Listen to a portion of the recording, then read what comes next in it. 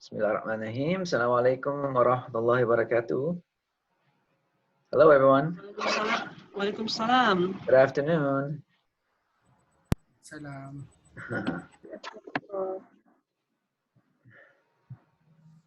How is everyone today? Alhamdulillah. Doing okay. Alhamdulillah. Shafi, share sikit.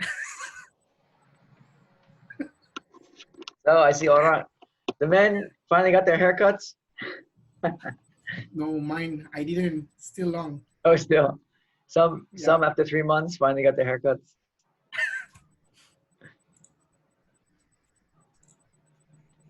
So we'll just wait for the rest of the group here. We got about 6 or 7 more to come in. So was everyone able to download the software? Yep. Anyone have any problems with downloading the software? I did. I have downloaded it. Did it? Okay. But And did you try to open? like up my computer. Sorry? Yeah, my computer become lagging maybe because the size of the Yeah, it's quite a big program actually. It tends to, unless your computer has enough oomph, it tends to slow it down a little bit.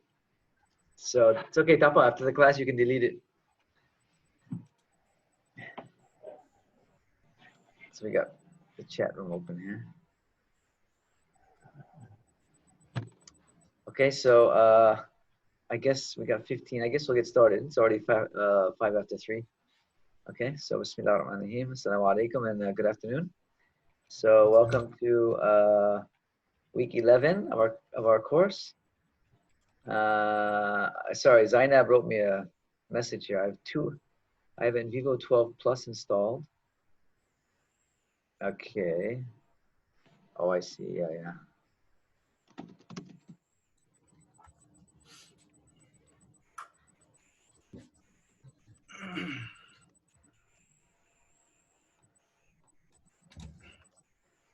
Okay, so today we'll do our NVIVO tutorial, inshallah. And so NVIVO just came out with a new version. They've stopped giving it a number. The last one was NVIVO 12, but with this new one, it's quite an upgrade, I think, from the last one, as the interface is different and everything. So they've sort of rebranded it and they've stopped giving it numbers. So it's not NVIVO 13, it's just NVIVO. So, but it's the latest one. I have used it a little bit.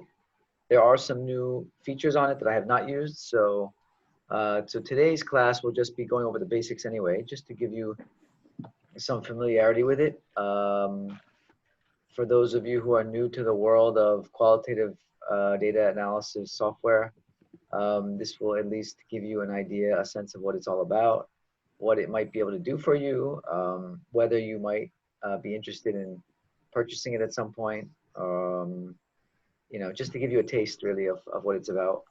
Of course, we won't have time to get into more of the fancier techniques and the all the different things it can do, but we will cover, inshallah, at least the basics. And I will hopefully give you some time towards the end of the class just to play around with it a little bit on your own, you know, experiment with some of the functions, and then I can try and answer your questions as they come up. Okay, so before we get started, just to, as we usually do, start by asking if anybody has any questions or concerns about any issues or anything we discussed last week, or anything related to your own research projects, etc.? Any questions or anything?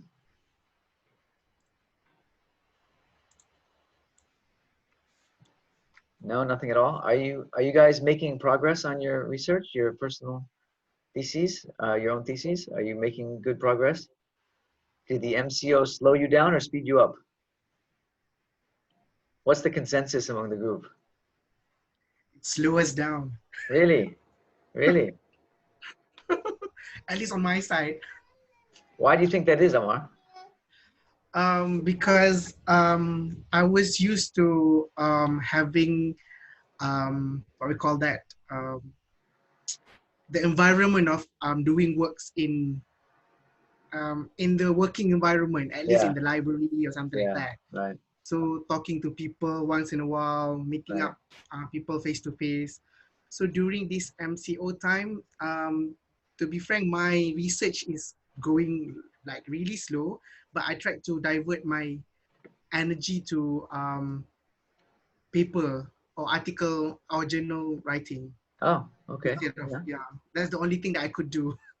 Did it help? Um, at least I do, I Diversion. am currently doing something, yeah, All right. rather than not doing anything at all. Yeah, yeah, that's good. At least you're being productive in some way. Yeah. Yeah, sometimes you just need to reroute yourself and delve into something different to keep the momentum going. It helps. Yeah. Dalia, I see, also mentioned that too many disruptions at home slowed her down. You missed the library. Yeah, I mean, there's something being about, I think something about being in an academic environment. You know, it's one of those intangibles. You can't really replicate it at home or anywhere else. When you're around a group that everyone's doing the same thing, everyone's sort of focused on the same kind of work, it definitely does have an influence on you.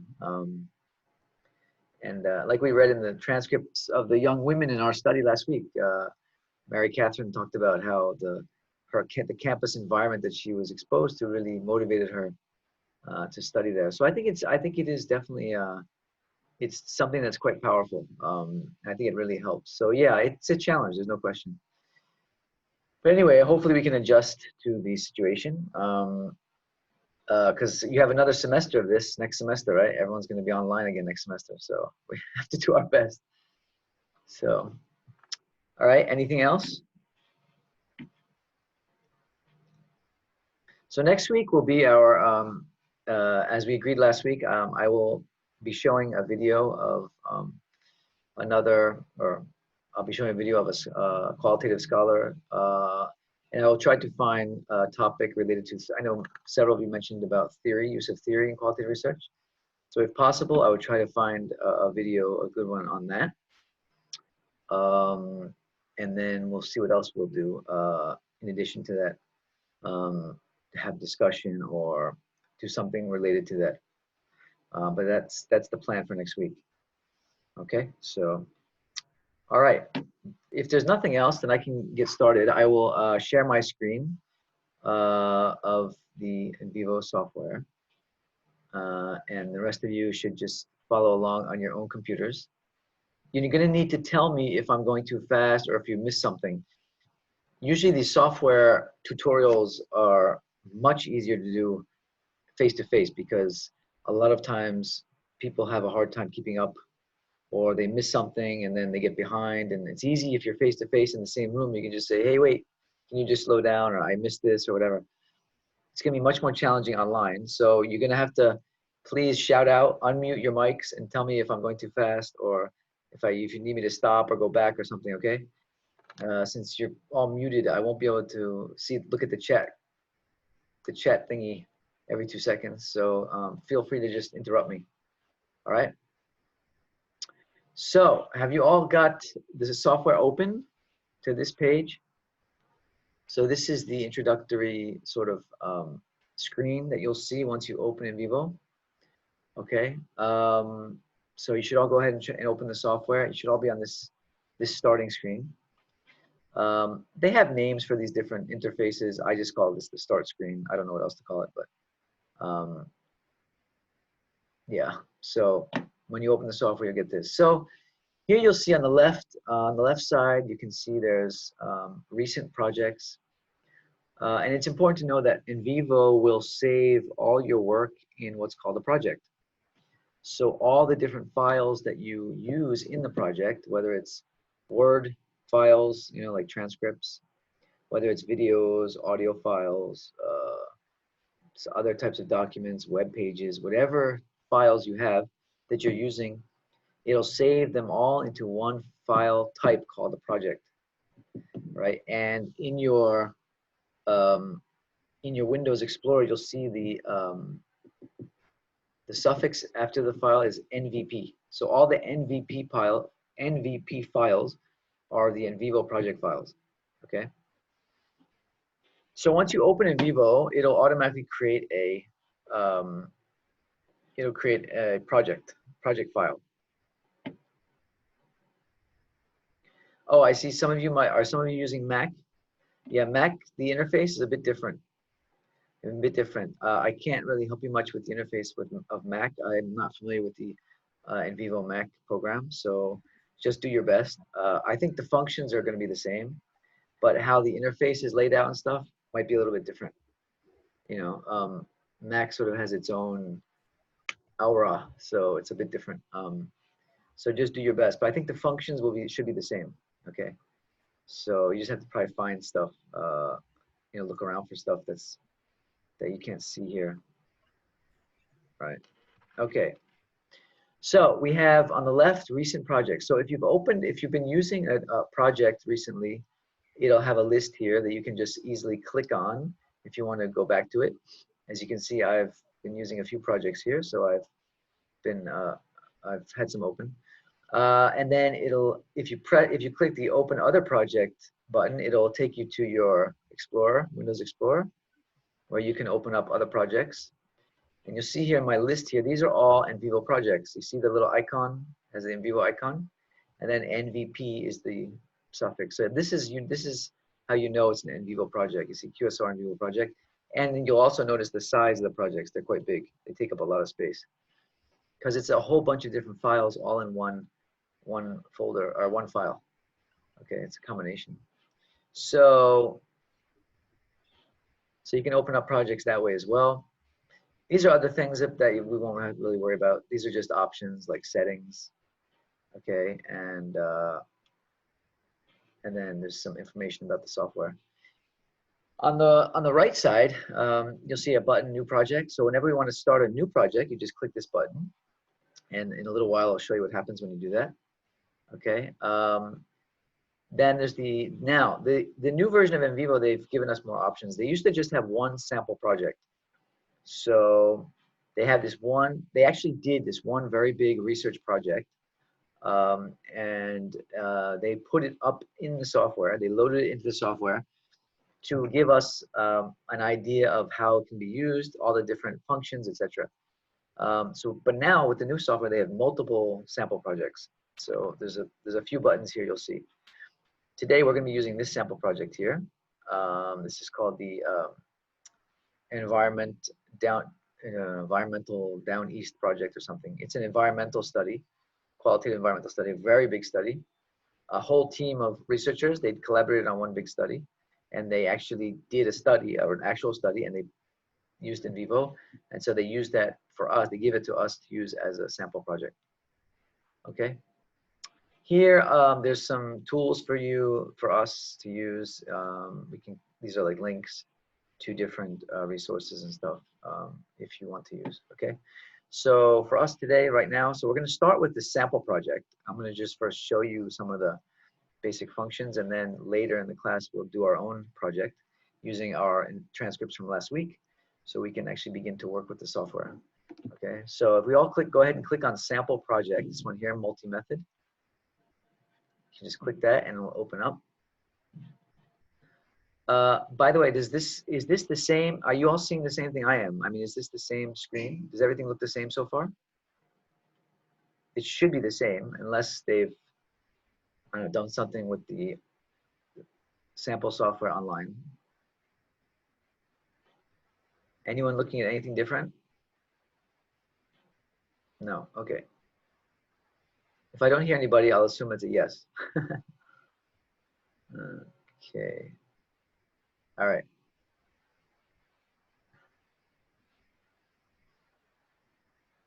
Okay, yeah, I'm not gonna be able to look at the chat too much just because I need to see my whole screen. So better if you just unmute your mic and just say what you need to say. Okay. All right, so this is basically the interface of NVIVO. And oh, wait a minute, I have to move my bar here. Sorry. Let me get this out of here because alamak. Yeah, okay. So I gotta use my Zoom controls. I can't. It takes up too much of the screen. Okay. So this is what our project interface looks like. Why is this open? Anyway, and so you'll see on the left side, there's all the functions. These are all the functions of NVIVO here. And this is a new looking screen actually. They've upgraded this quite a bit and they've made it much more user friendly. So now they have basically these three sort of categories of here on the left. So this one here, import, is where all of our data is stored. So if you just click on this data here, you can either click on the arrow or the word itself.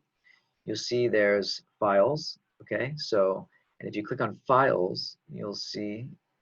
Okay, open. There you go. It'll show you. These are all the different types of data that are being used in the project. Okay, and I'll go through these in a little while, of the different types of data. Okay, but this is basically data is where you're going to store all of your data for your study. And you'll see in this particular study, they've got many different types of data. Okay, so area and township here, if you click on the arrow, these are actually maps and GIS outputs and a whole bunch of stuff.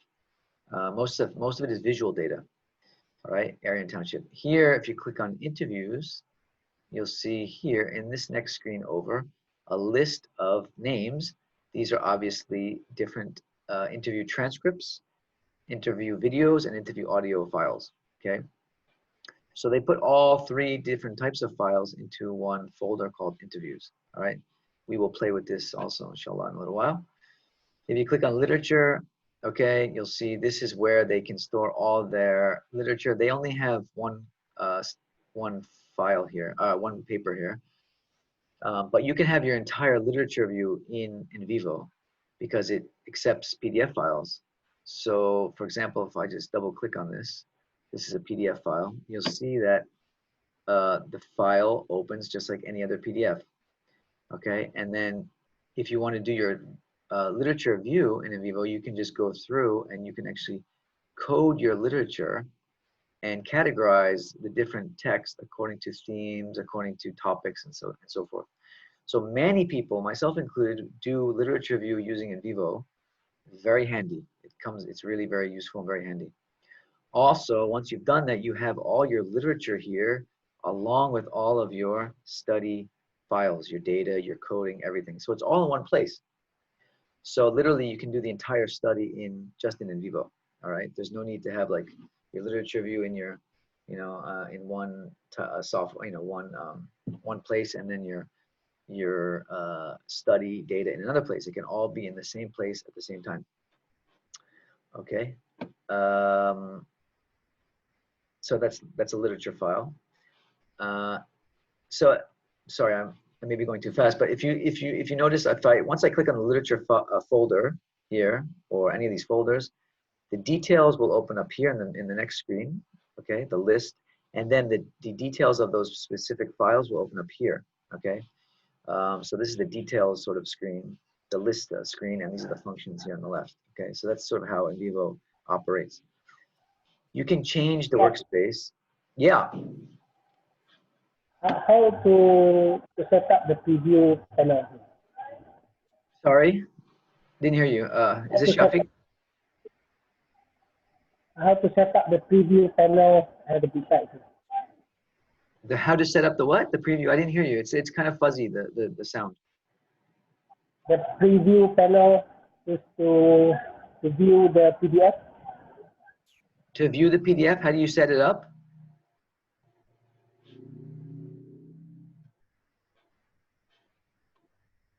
Hold on a second, sorry.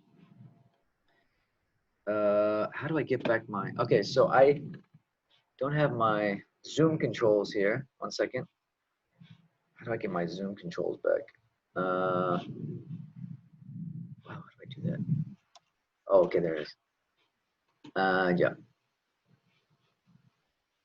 Okay, so I just opened the chat box again, sorry. How to set the preview panel when you click the PDF?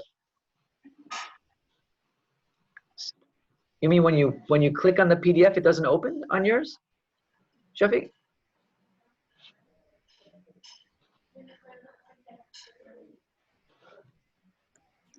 Shafiq, No, you it there? doesn't. It doesn't open. Yeah, yeah. Did No, you it double doesn't. click on it? You double clicked on it. Hmm. Try to double click on it. It should open automatically. Or if you right click on it, there's a function, there's an option for open PDF. Did it work?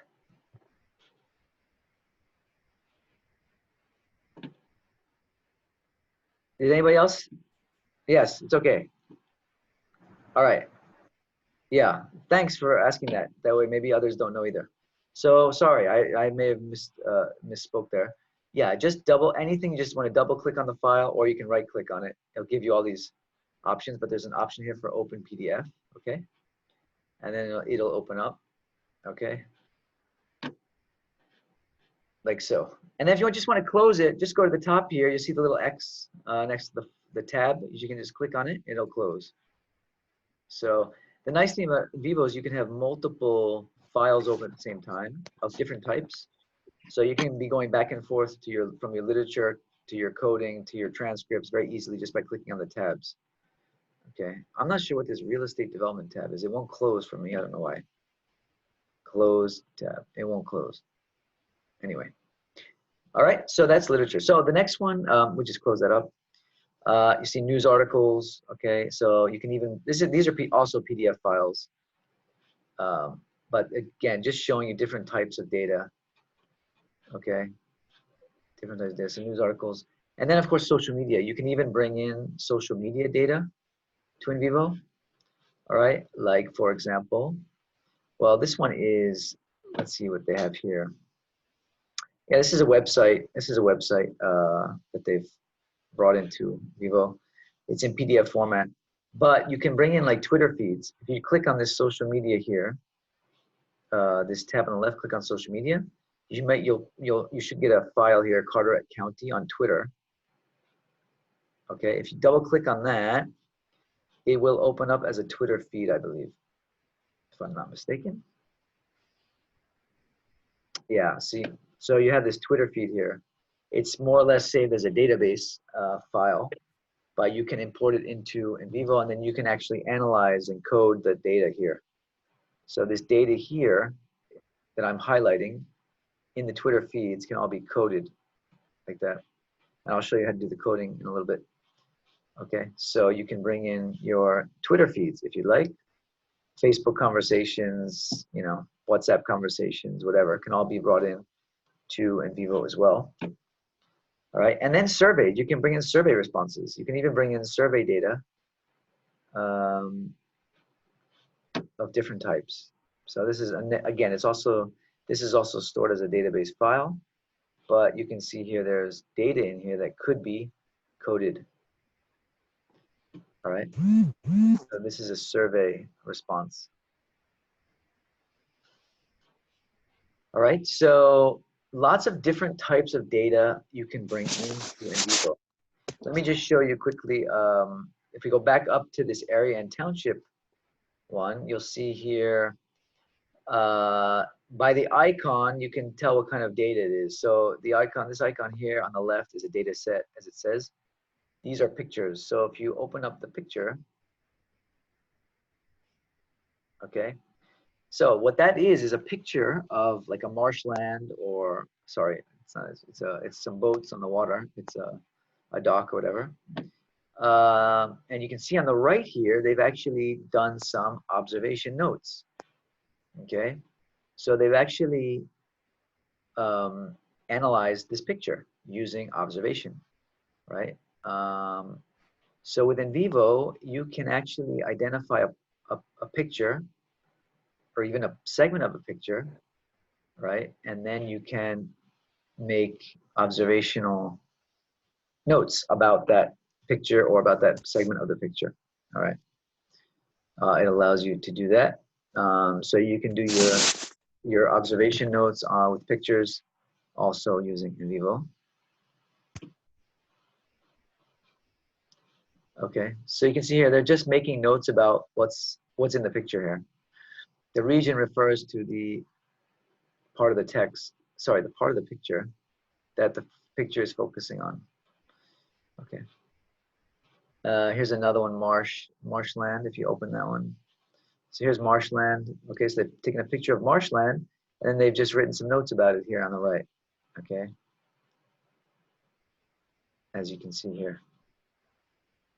And then the third one here, the harbor. Okay, another one, picture of a harbor, and then some notes. All right. So this is how you can use pictorial data in NVIVO.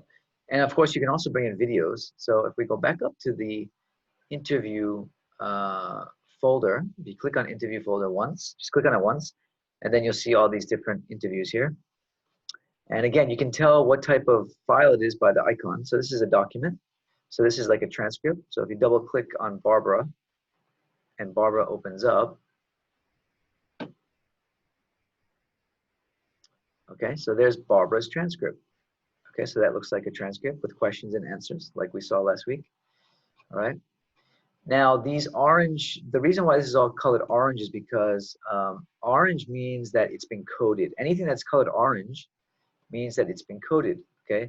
So here, if you see this little bar at the top, once you open up the file, NVIVO gives you this little bar here. This is new, a new feature in the new NVIVO, okay? If you want to make any edits to the document, like you want to edit the text, you just click on this edit box, okay? Now you can actually go in and edit the text. The reason it gives you this is that sometimes you don't want to mess up the data, right? So it actually forces you to actually click this before you make any changes to the data. All right, so, but it has some options here. So this first one here is annotation. I'll explain that later. This next one is different ways of showing the coding of the data, okay? So there's something here called coding stripes. All right, so this is for coding stripes. So if I were to click on coding stripes shows me what has been coded. You see this new window on the right just opened up here. When I clicked on coding stripes all, okay, meaning all coding, this window on the right opened. And what this shows is how the data has been coded, okay? So for example, from this line to this line here, Barbara, and these few lines of text, you see this has been coded under Barbara.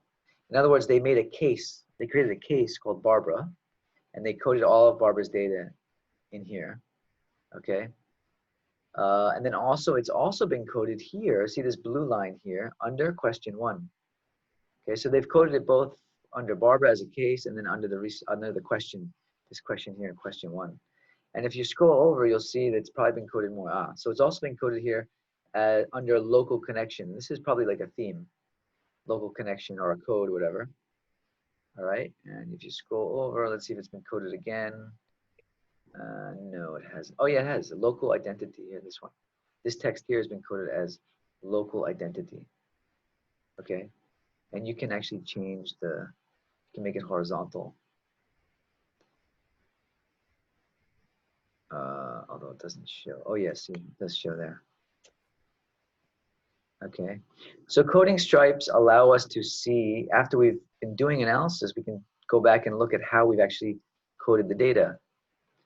So that's one of the features of NVIVO. That's what's new, is that they've made this coding strip. Now you can make it horizontal, and they've made it a bit more easy to use. Some people don't like it like this, vertical. You have to like turn your head like this.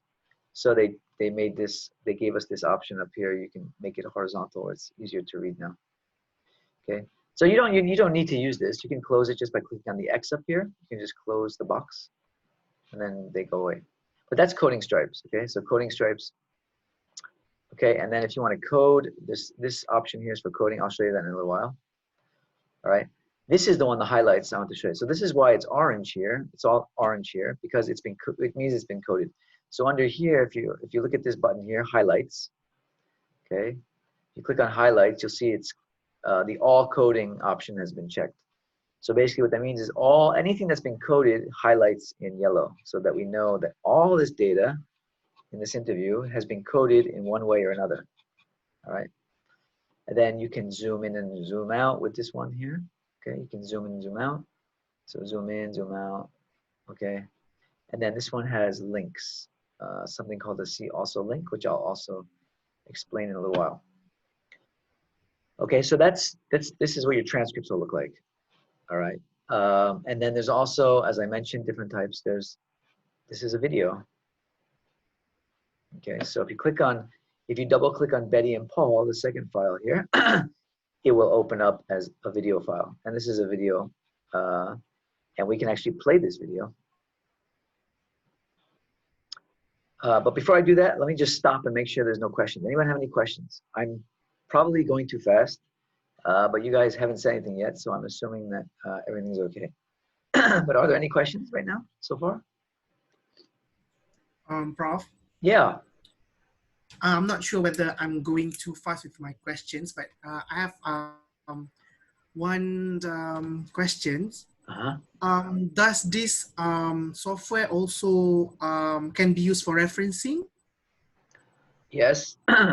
Let me first ask you what you mean by referencing. But there are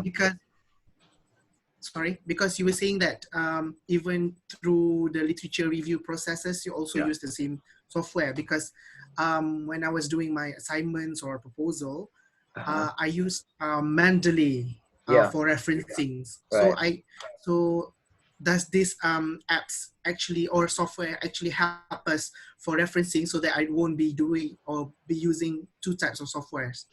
Yeah, you can import, like if you go to the top, if you go to the tabs at the top here, you'll see File, Home. There's different tabs here, and these are also functions of NVIVO. These on the left here is where all your data and all your analysis is stored. Okay, so this is where you store your data. This is where your coding is. This is where you do all your functions with the data. So that's on the left. By the top here, you have tabs where you can do other things. Okay, so one of the things, like you mentioned, is to import referencing materials. So like if you look at the import tab, you can import, if you go to bibliography here, so import the bibliography, you can import Mendeley files, EndNote files, Zotero, and RefWorks files. So you can import them into NVIVO. And then in terms of when you're and then if you use, I don't know I have never done that before actually, Amar. If you are doing your literature review in NVIVO, whether you can then use it or export it to Mendeley. I'm not sure. You probably can, but I'm not sure. I haven't gotten that far yet with it. But that's something we can explore together later. But you definitely can at least bring it in, as I mentioned, using the import function. Prof. Yeah. Good day. Please, my question is, would there be any difference if I decided to maintain my Mendeley style of referencing without importing into the NVIVO software? You want to maintain your Mendeley style of referencing, okay. You mean if you're doing your literature review in NVIVO? Yes, if I'm doing the literature review, yes, where I should be requiring to reference my work. So if I maintain my Mendeley without even looking at NVIVO, will it make any difference or it still be okay? I don't think it'll affect your Mendeley, what you've done in Mendeley. My only question is I'm not sure whether you can continue to reference in Mendeley using NVIVO. That one I'm not sure about. But you can bring your Mendeley references into NVIVO. So then wherever you stored them here, you can bring them in. And then I'm assuming you can add to them, but I haven't done that yet. So that's a question we have to look up. We have to find the answer together on that one. Yeah. Okay. So the best thing, one has to import. Yeah, you just import whatever you've done in Mendeley, you can just import it here using this import function. Okay. Yeah. Thank you, Prof. Okay. Okay, any other questions? Oh, I got a couple more here. How to set the preview panel when you click the PDF? Oh, that's the old one. We already answered that one. Okay, so I guess there's no more questions. Okay, so I will continue. Prof, So, I have one question, Prof. yeah, sure, go ahead. Sorry. No problem. Okay, because just now I saw your the menu panel on the import data. Yeah. There's different categories that you have like set for your project. So we're supposed to be able to rename and edit it from time to time. Is that what it's supposed to do? Edit and Like, rename what? Yeah, what? the data set, the data that you have imported into your project. The data I saw that earlier you have literature, you have the social This one media, here. you have the survey. Yeah. So Okay, that files. area is Yeah. something that we can always like, we can actually start with some categories and then we can always Yes. change it, right? Absolutely. Yeah. So for example, like here, but that's okay. I think you're talking more about codes. This is data. So of course, in NVIVO, you can add files as many as you want, any kind of files. So for example, if I just right click on this file tab here, you'll see I can create a new folder. Excuse me. If I click new folder, okay, so say I want to bring in a new type of data. Let's just say you guys don't know Mendeley. So let's just say Mendeley files. Mendeley data. Okay, I'm just going to, just for exercise sake, I'm going to create a new folder of data called Mendeley data. And here, if I want to give it a description, Mendeley data from previous work. Okay, so I just give it a description. If I want, I don't have to. Hit OK. Then you'll see here, it came up here. It's a new folder.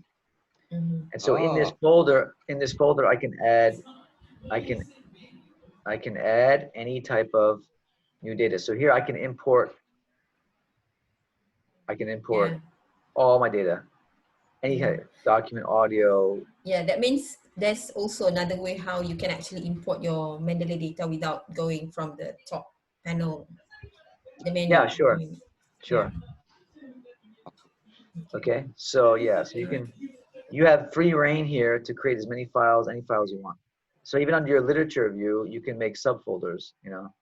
You can make subfolders by topic, right? So like under literature, I may have several folders according to topic, and I do that in my projects. So like for each of my literature topic areas, I have a separate folder with articles under each.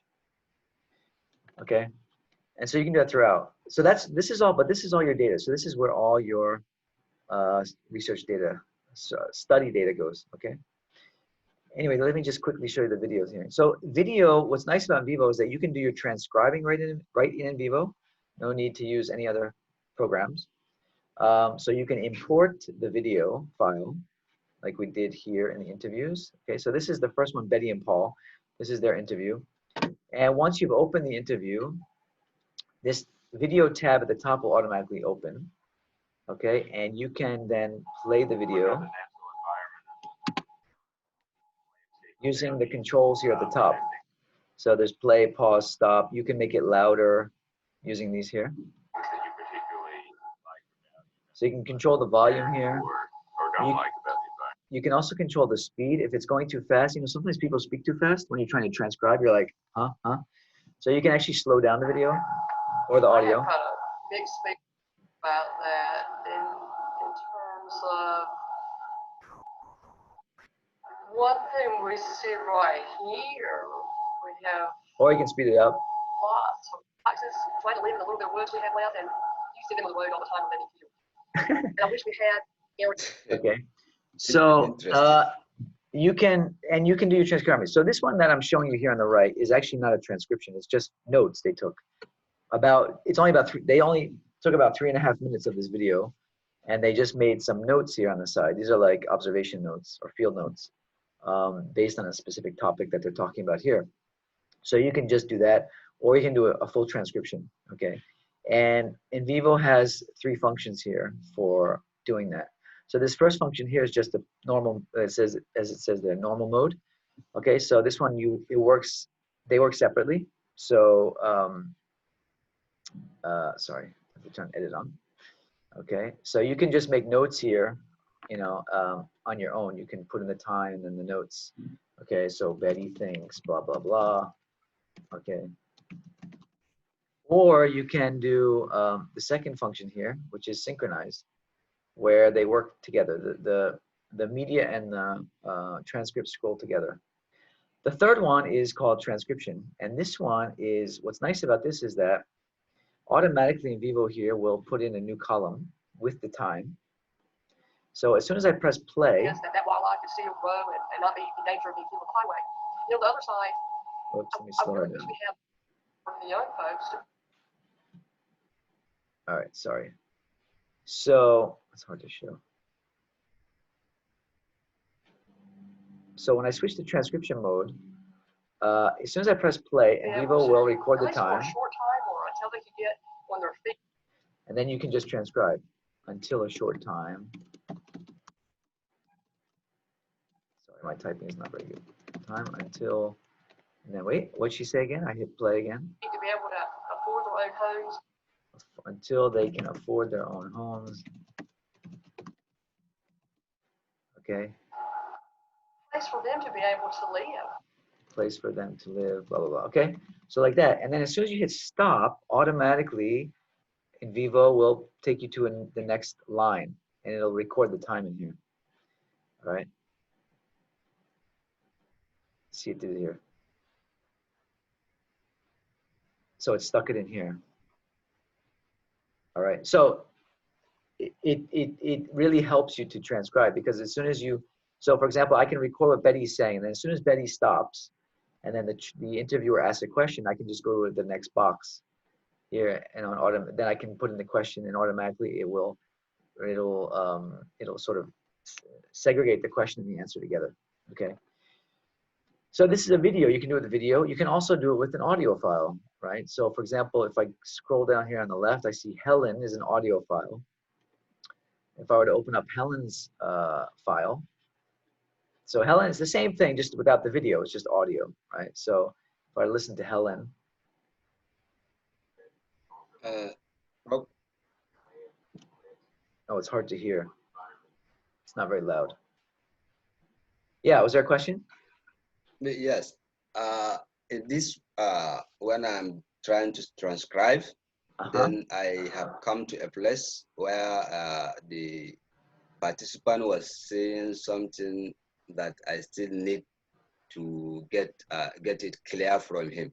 Yeah. So can I Yeah, exactly you tell him what it is before I should be able to get a response for clarity from him? Is there a what? Sorry?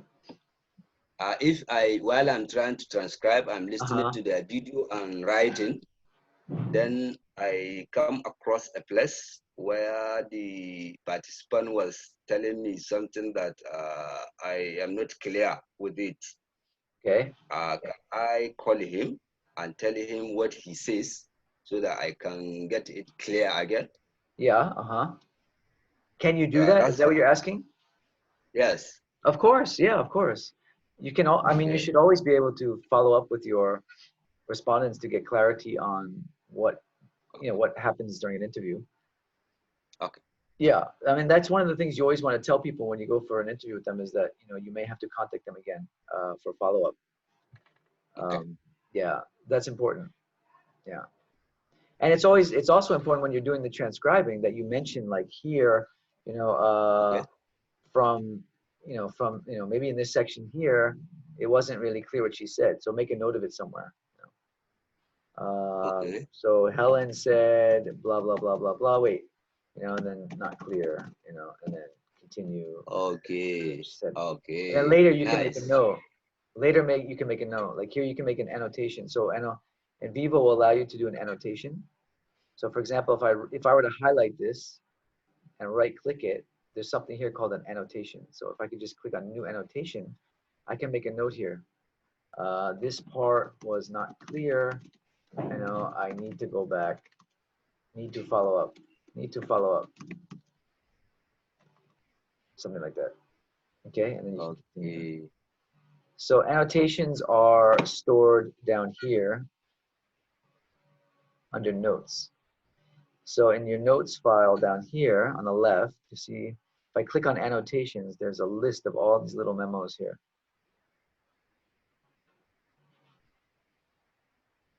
Okay. All these So, are annotations.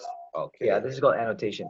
I'm going to get to this in a minute, but there's NVIVO allows us to make big memos, like here, this one called memos, and then it also allows us to make these smaller sort of memos as we're going along called annotations. Yeah, but here I'm just showing you. I'm just here to. This one is just to show you the different types of files. So you have audio files, you have video files, you have transcripts. Okay, so different types of data. Okay, so the point here is that NVIVO can bring in all types of files, and you can do analysis right in the software with all these different types of files. Okay, so it makes it quite convenient, right? And you can do them all together simultaneously as well, right? Any questions about that? I'm going to move on to the coding now. So I'll close this data file, this data section here. I'm just going to close up. The other ones that we're not going to deal with today, this is file classifications, externals. Those are a bit more advanced. We don't really have time to go through those today. But for basic analysis, you don't really need those anyway. Okay, so I'm just going to move on to coding. Any questions? Yes. Yeah, go ahead. My question is, though I am joining class a bit late, does this NVIVO has versions like SPS software? Version this number, version this, does it Yeah, have it does. versions?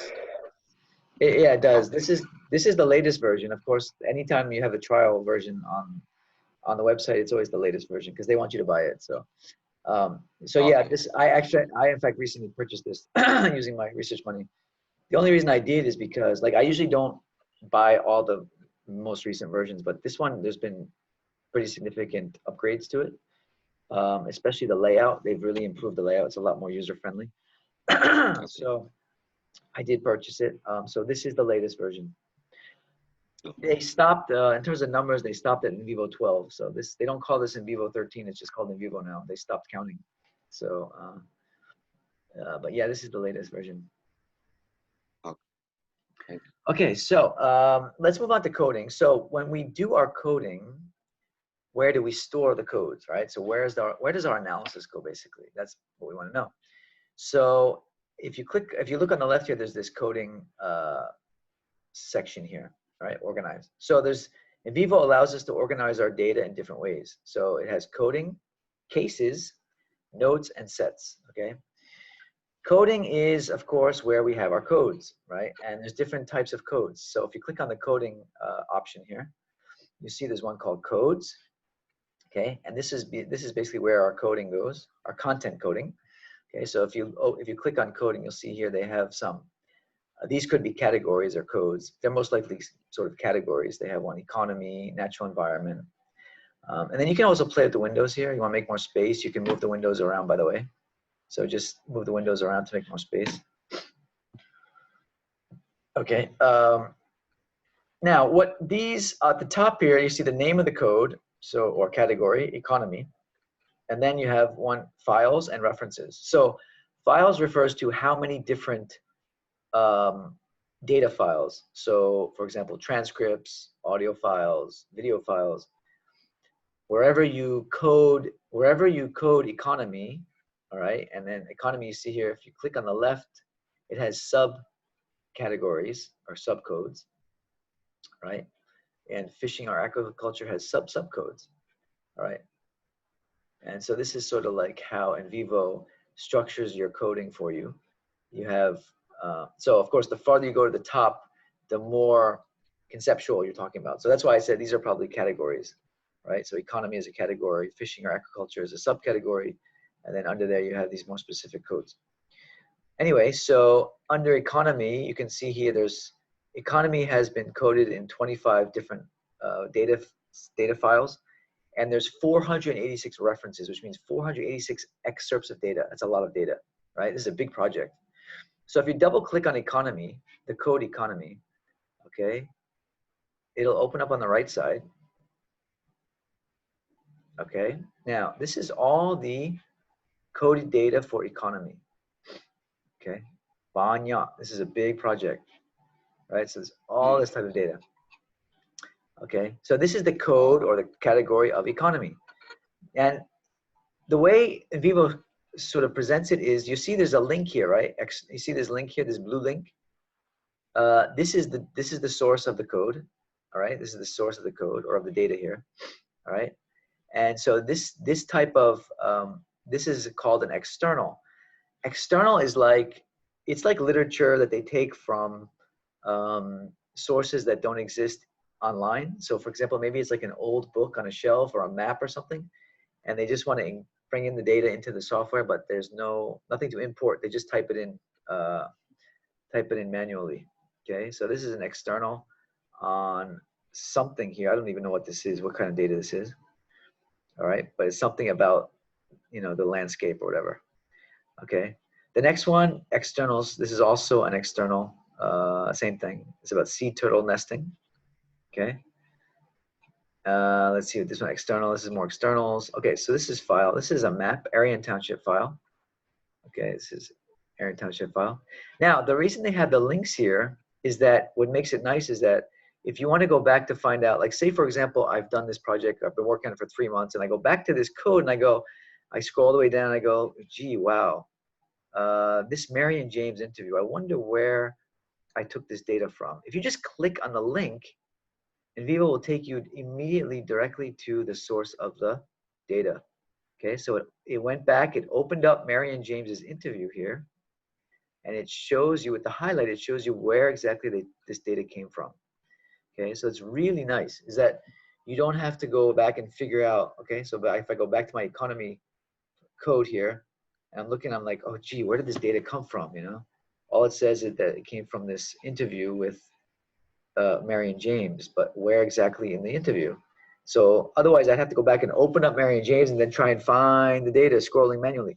Well, NVIVO gives us this link, right? And that link takes us directly to where it was coded, and then you can see the rest of the interview around it. All right. So that's really helpful. That's really helpful, especially once your project starts to get bigger and bigger. Okay. So these are the codes. All right. And so the codes will open, and you can go through. You can go through and look at them. Yeah. Question. This external, is it external that can take you back to a specific place where participant, yes. Are they just automatic on the software, or you are to create it so that the software can help? Ibrahim, sorry, I didn't understand your question. Can you say it again? What I'm saying, this external, like this one that will take you to a particular place where respondent talk in the interview. Right.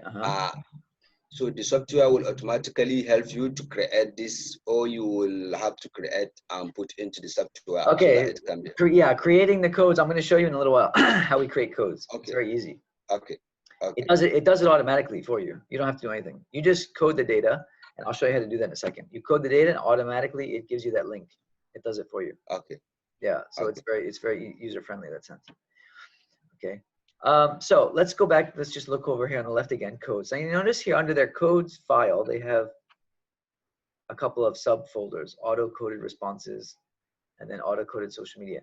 Yes, NVIVO does auto-coding. It can code for you, but it does a very sort of rudimentary coding.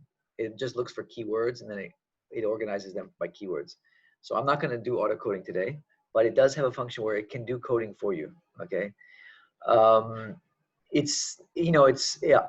it just codes the data. Like for example, it codes around, if it sees words that are used frequently, it'll code around those words and stuff like that. So it's more of a content analysis kind of auto coding, but it can do auto coding for us. Now, in addition to codes, a new feature of NVIVO is this thing called sentiment. If you click on sentiment, NVIVO can automatically code for positive and negative opinions about things. So for example, it can go through your data and automatically pull out whether your participants feel positive about something or negative about something. And it'll actually do automatic coding like that. It's kind of neat. I've never used it, but you may have a reason to use it, especially if you're doing kind of like, you know, if you're doing a study like more on content analysis and you want to know how people feel about something, how they feel about an issue, maybe, you know, whether people are generally positive about this issue or negative about this issue. You can do an automated coding, and NVIVO will automatically code the sentiment of the respondents. Okay, and then it'll automatically save it in down here. Let's see here.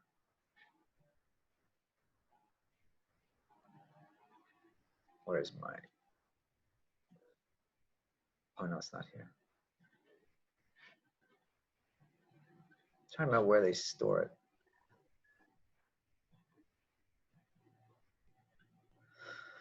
Anyway, we'll get back to that. But that's one function of, another function of coding. Another one is relationships. If you click on relationships here, you'll see that there are times in your data where you may come across something in the transcript where somebody explicitly mentions, you know, a specific relationship between two things. So for example, you know, someone's talking about the relationship between teacher satisfaction and school outcomes, right? And they actually say something where they're making a reference to a relationship. Rather than just coding that as, you know, a static kind of code, you know, by coding it as, like, say, you know, teacher sentiment or something, you can actually code it as a relationship. All right, so that's another way of coding the data. So here, for example, there's a whole list here of relationships. Okay, if you look, so if you just click on the first one and double click on the first one, all right, just to give you an example. So this is this relationship is community change contributes to environmental change. Okay, so as they were going through their data, they found that some people were saying in their transcripts that community in some way, the changes to the community led to changes in the environment. Okay, so when they saw this, they coded it as a relationship. Okay, and so NVIVO will store those specific relationship codes somewhere. Okay, in this relationship tab. For those of us who are doing, like, especially doing grounded theory, where we're really trying to look at relationship between variables and stuff, this is very handy because if you're doing grounded theory, you need to really show evidence that your variables are linked to each other, that there's a relationship there. Otherwise, you don't really have evidence of a theory, right? So if you're doing that kind of a study where you really want to show linkages between things, these relationship codes can be very useful. All right. So there's all different types, and I'll show you later how you can do the coding for that. All right, and then this is just for references. Okay, so we won't get into that. So coding is where you're going to store all your codes. So for example, if I'm going through and I want to analyze Marion James's interview. So if I have Marion James's transcript open here, right, and then say I'm going through and I'm analyzing this transcript, what I'm going to do is when I go through and I find something that I want to code, I would just highlight it and then just move it into the code here. Okay, so usually what we do is when we're doing our analysis, when we're doing our coding, we'll have our transcript open here, or our whatever audio file, video file, whatever we're using to analyze, whatever we're analyzing, and then we'll have our code list open at the same time here. That way we can just move our text into the code that we want to put it in, or we can create new codes. Okay, and I'm going to show you how to do that in a minute. Okay, but typically that's the way we'll use the coding list. Okay, it's very easy, especially as you get going. Once the project, you know, gets sort of towards its later stages and you're not really adding many new codes, it goes very quickly. You just highlight what you want to code, left click on it, and then just drag it into the code where you want to drag it. Okay, and then so your coding can be done very, very quickly. But of course, not in the beginning. In the beginning, you have to create all these codes manually. All right, so that one I'll show you how to do in a minute. All right, so that's coding. Okay, and then we have something called cases, and cases is like if you want to code a person. So, for example, if you click on cases here and people, so they've organized their cases according to interview participants. You see all these interviews. So these are all their interview respondents for their study here. Excuse me. They also have survey respondents. So you see they have a lot of survey respondents that they used as data as well. Okay, and they have something called username, Twitter usernames. So they have 3 categories of respondents that they included in theirs. And so like Barbara, for example, if you double click on Barbara as a case, okay. So you see Barbara has 2 files. So one is the interview, because there's an interview with Barbara. You see here, files, interviews, Barbara. But then also Barbara, if you scroll down here, Barbara was also a survey respondent. Okay, that's why it has 2 files. So Barbara also answered their survey. Okay, so any data that refers to Barbara is stored in the case. Okay, so you can actually categorize your data not only by code, but you can also categorize it by person, right? By person. That's what cases are for. Prof, I have a question, Prof. Sure, go ahead. Can I have? Okay, since you mentioned the name Barbara, because I was thinking about if there is 2 Barbaras, but there are 2 different Barbaras, how about Yeah. that? What will happen whether you have to name it as Barbara 1 or Barbara 2, or is it going to be like automatically recognized? Barbara 1. I just changed the name. So you can just go ahead and edit it. You can create as many Barbaras as you want. Okay. Yeah, because with these cases we create manually. If you want later, I can show you how to do that. But you create these cases manually, so you can name them whatever you want. Right. Okay. Yeah. It's quite easy to do. Yeah. When you were doing this data analyzing and transcript and coding, the names of the participants that you are using in this particular software, do you change beforehand, or you use the same or the actual name of the participants from your experience? Yeah, good question. I mean, typically, if I'm doing it and I'm the only one that's analyzing the data, or my team, I mean, we're not. This is confidential data, so I'll usually just use their real names.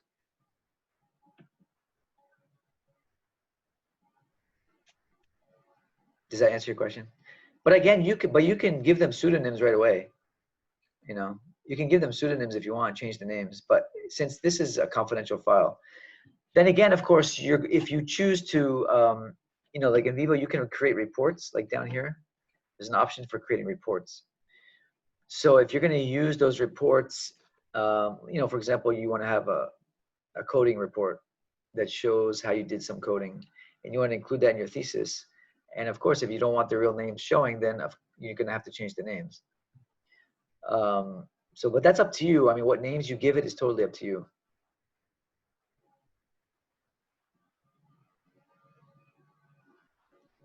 Does that answer your question, Amar? Yes, Prof, it is. Yeah, I mean, NVIVO doesn't play a role in what you name the people. It's totally up to you. So, yeah. Okay, so cases can also be cases like if you're doing case study. All right, so cases can be school names, principals, so you can make different types of cases. All right, and then the way you do that is through these case classifications, which we won't get into, but you can have, these are place cases that are based on place, cases based on people. You can add new classifications, like you can have school here or organization here as a case classification. So you can make different classifications. What's nice about that is that when you do your analysis later, you can actually ask NVIVO to run analysis. So for example, like in the study I'm working on now, we have a case classification for people. So we have people, we have students, teachers, and principals. Then we have one for race, like different races. And so like I can do searches of the data that just pull out the data from like the Chinese female students in private schools, like, you know what I mean? So I can do queries, what they're called queries of the data, searches of the data just based on those different classifications. So this can become very useful later if you're going to do that type of analysis where you're doing like comparative analysis, or you want to compare a certain code or a certain theme according to 2 different schools, right? You can actually ask NVIVO to pull out the data according to those different classifications. So it's pretty useful if you want to do that kind of analysis. Okay. All right, so that's cases. And then notes. So notes, we have memos and annotations, as I mentioned. These are the 2 big ones. So if you just click on the memos option here, you see these are memos that they've made. And if you just double click on the first one, you'll see what a memo looks like. A memo is really just a blank document, right? So if I want to create a new memo, let me just, hold on, close some of these files. It's getting a bit crowded up here. So I'm just going to close up these these files. Now, just if I want to create a new memo, so anytime you want to create a new file in NVIVO, you just go to the white space here, right click. You'll see there's an option for new memo. Okay, and I can name the memo. So memo about Amar interview 1. Okay. All right, and then I can just hit OK. And so it created a new memo here about Amar interview 1, and it gave me just a blank screen. Why? Because a memo is whatever you want it to be, blah, blah, blah, blah, blah. I can also import things into my memo. All right, I can bring in my diagrams, I can bring in my literature, I can bring in all kinds of things in a memo, but it's a blank document. It's whatever you want it to be, basically. Okay, so this is what memos are, right? They're just blank documents where, see the researcher here in this memo, they took excerpts from the interviews, right? And then they put them all in this memo. And then they even did some further analysis that was in here. Oops. So let's see what this is. Yeah, this is a link. Okay. All right, so memos are just blank documents, right? And you can write anything. So usually a memo will be a bigger kind of something that you really want to elaborate on, you know. Say maybe you want to summarize an interview and you know, or you want to look at a specific, you know, you're trying to build a category, so you take excerpts from your codes and put them together and discuss them in this memo, whatever it is, all right? So they have different memos here, okay? So that's one. The other one that I'll show today is annotations, as I mentioned before, and these are the smaller memos that you do as you are really doing your analysis, as you're going through the different files. You can make those smaller notes that I showed before, right? So any of these external file, okay. So in Barbara's transcript here, there was just one annotation.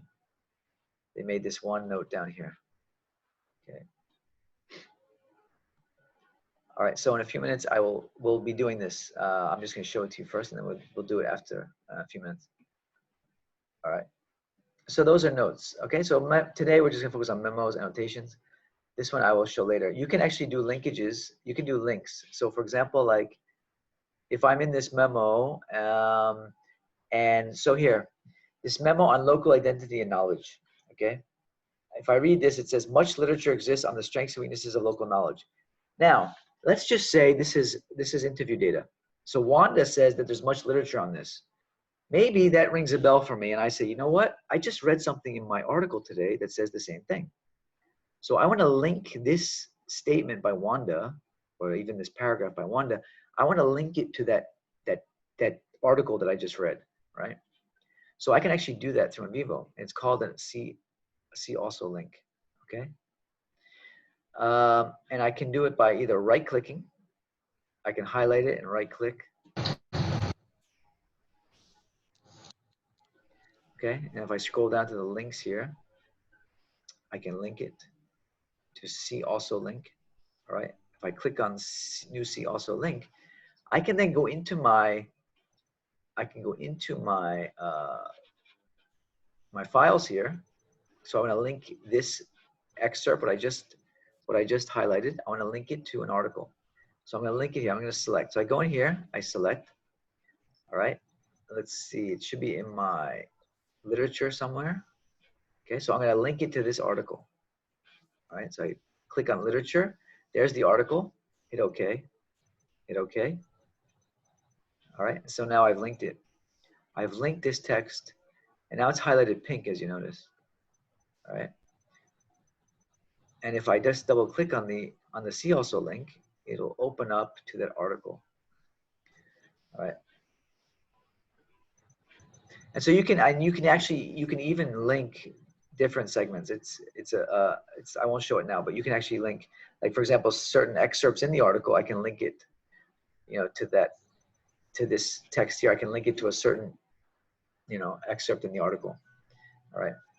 So you can make all kinds of linkages as you're going along, because this is where your, you know, constant comparative comes in. You know, you're comparing it to other data that you've read, You're comparing it to literature that you've read and so forth. So where do you make all those connections? Well, these are some of the ways you can make those connections using NVIVO. All right. So those are the see also links that are mentioned, that are listed here. So they list all of them here. Once you've made one, there's a list of them here, and you can just go back and reference them. All right. So you can open up any of these to see them. All right. So that's notes. Okay. So there's different types of notes that we include in our analysis: memos, smaller memos, annotations. All right. And then there's something called sets. Okay. So say I want to compile all the data I have related to one participant or one school, right? So I want to combine all their interview transcripts, all their codes, all the data files, all the see also links, everything related to just that one person. I can make a set that includes all of that data, okay? So if you click on sets here, you see this one called static sets. So here they made all these different sets of data. So this is one called community codes. So what they did is they made a set here of all the codes that they found, that they came up with through their analysis that relate to community, okay? Why? Well, that's up to the researchers. Maybe they wanted it for some reason. You know, they wanted a way of just accessing data that refers to just community. You know, maybe they felt like this is going to be a future article they're going to write about, you know, this issue and how it relates to communities, right? So you can even create a set related to, you know, an article you plan to write on that just compiles certain findings into one set, you know, one place, okay? So you can use sets however you see fit. As you see here, they have different types. They have this one is community codes, interviews for coding comparison. So they're going to compare these codes. Interviews without interviewer voice, respondents without interviewer voice. Okay, so why they made these, we don't know. It's up to the researchers, again, how they see the data, what they're using it for. All right, but these are some of their sets. Okay, we won't get into dynamic sets today. That's something else. All right, just wanted to introduce sets. Okay, so these are all the different ways that we analyze the data and how the analysis is stored. Okay, most of it is done in coding, but these other ones can be handy as well. Any questions? Is there a question? I hear somebody saying something.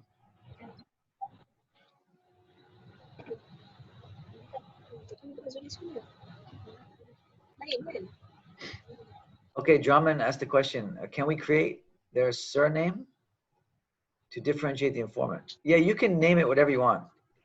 No problem. Names are totally up to you. So if I just click on this and then click it again, whoops, not on this one, on the data file, I can just change the name, no problem. Okay, and then there's other things like queries. You can query, in NVIVO you can query the data. So a query is like if you want to find specific things in the data, like I want to find certain words, or I want to find certain statements, you know, like groups of words. I can query the data for those things, you know, like I want to find out where and how many times they say, you know, literature review or whatever it is, you can query according to those things. Okay, so you can run queries. Okay, and so this is where they're stored. This is where all the queries are stored, as you can see here. But to run the queries, you would just go to Explore up here. Okay, to Explore, and then let's just do quickly. We can do a text search query. There's different types of queries. You can query in different ways, but if we just do a simple text search query. Okay, so if you go up in here, up to the top, you click Explore. You see the option there for text search query. So you just click on that. All right, and then in here you can just search for different things. So, and you can ask NVIVO where you want to query. Oops, it's not working. Selected items. So you can, maybe you just want to search in certain files, you know, just like maybe just in the interviews. So I'm going to just search on the interviews. All right. So I click on all, just check the interview box here. Click OK. All right. And then maybe I just want to search for the word river. right? I want to see how many times or how often or where they say river. Okay, and then you can even tell NVIVO if you want an exact match or you want a generalized match. Okay, how specific do you want NVIVO to be? Okay, so I want exact matches. I want to know how many times they actually, where they actually say river. Okay, so with here I would just, so just type in here and then, okay, spread, I want to spread it to the coding reference, narrow context. We'll go with narrow context. In other words, just a few words. The few words related, sorry, the few words next to river. We'll put it in narrow context. And then we can just run the query. Okay, just run the query.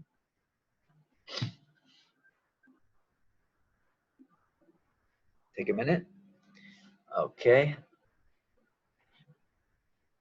And then you see here, so Charles mentioned river twice. Okay, and if you want to see where, you can just double click on Charles.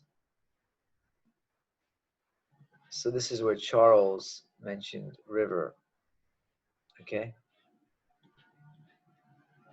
Okay, go back to the query. Dorothy mentioned it once, Maria and Daniel twice, Mary and James 3 times. So that's not a lot. I mean, you can see the coverage here. What this means here, this percentage is, this is the amount of text that these two references take up, the percentage in terms of the whole interview. So river is not something they've mentioned many times, obviously, but it is there a few times. Okay, so Mary and James mentioned it a few times. And so this can be a statement. It doesn't have to be one word, river. It can be a statement. You can query for statements, you know.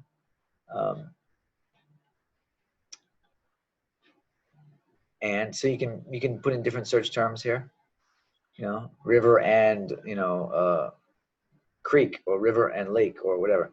You can do it however you want. So this is just one type of query, and there's more advanced queries. Like if you go to matrix coding, that's where you can get into the different types of queries that I mentioned before, where you're looking for different codes according to different demographic categories. You know, how do the women see this issue? Like you're just looking for a certain code that women talk about, or a certain code that Malay, you know, elderly people talk about, or whatever. So you can query the data differently using these types of queries. Okay, so that's queries. Any questions about that?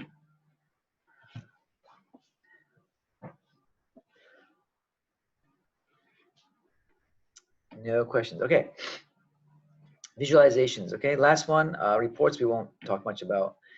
You can make reports, but you can play with that later, because the reports that you make, it's really depends on what you want to include in the report. So I'm not going to spend much time on reports. But maps is kind of interesting, because maps is where we can do our visualization of the data. So we can create different types of diagrams of our findings and our analysis, which really comes in handy. And so you can hear, if you click on visualizations over here and then maps. So in their project, they have a few different, so there's 3 different types of maps you can make in NVIVO. So there's one called a project map, one called a concept map, and one called a mind map. Okay, so let's look first at the mind map. Okay, so usually a mind map you'll do first because it's something that's not based on data, it's just based on your ideas. That's why it's called a mind map. So if you double click on early thoughts on coding, okay, you'll see this map here. And this is their initial idea. This could be a conceptual model, framework or something that's based on your literature review or whatnot. Okay, and so we can make these in NVIVO. It's very easy. All right. Again, you want to click on edit there. And you can move stuff around. Well, I'll show you how to do this later. But NVIVO has preset configurations here. You can do it different ways, however you want. All right. We'll play with these later. That's one type of map. And then the second one is called the concept map. So if you look at this one, complexity of views on development. If you double click on that one. Okay, now the concept map allows you to combine shapes. See these shapes here? So you can use different shapes. And it also allows you to bring in data from your project. So concept maps are nice because you can use them as you're going along in your study, and as your analysis, as your findings begin to, emerge, you can make these maps periodically to see the progression of your research, right? So like all these here, tourism, real estate development, infrastructure, these are all actual project items. These are codes or categories, right, that they've imported into the map. And then they add in their own shapes here, like this one and this one, to make notes, to make notes about the relationships and so forth, right? So you can just bring in these shapes however you want, right? And then you can edit them, okay? So this is really nice. It gives you a lot of options, and you can move these around however you like, right? But what's really neat is that if you double click on any of these project items, it'll actually open up to the code or the category. So here, this is actually an external. It's actually an external about sea turtle nesting. It's under the, well, the code is tourism. This is just, and here's all the data, okay? So the data includes the sea turtle nesting. It includes competing water uses, Mary and James's interview. I guess they talk about tourism. So anywhere tourism is coded, it's stored here under tourism, okay? And so forth. So they're just showing here the relationship between the environment, tourism, infrastructure, etc. So this is some sort of conceptual map or diagram. Okay, so this is a conceptual map, right? So we have mind map, which is like early thoughts, no data, just concepts and ideas that you create on your own. You have the concept map, which includes both data and your own notes and so forth that you can add here. Then the last one is called a project map. So if you look at this one, coding structure final. So this is like their final coding structure from their findings. So you can see here it's very detailed. Now this one is just project data. There's no additional stuff in here. And this just really shows the different ways that the data has been coded and so forth. So like these big ones here in the middle are probably categories, main categories or themes or something, okay?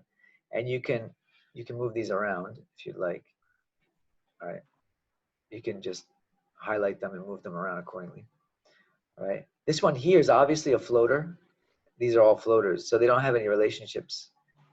These are those codes sometimes that just don't have a home. They're sort of outliers, but they're in the study, okay? And so again, all of these, if you double click on any of these, they will take you to the data, all right? And so after at the end of the study, you can show your coding structure this way. And again, at the top here, NVIVO gives you options for showing it different ways. You can move it around wherever you see fit, all right?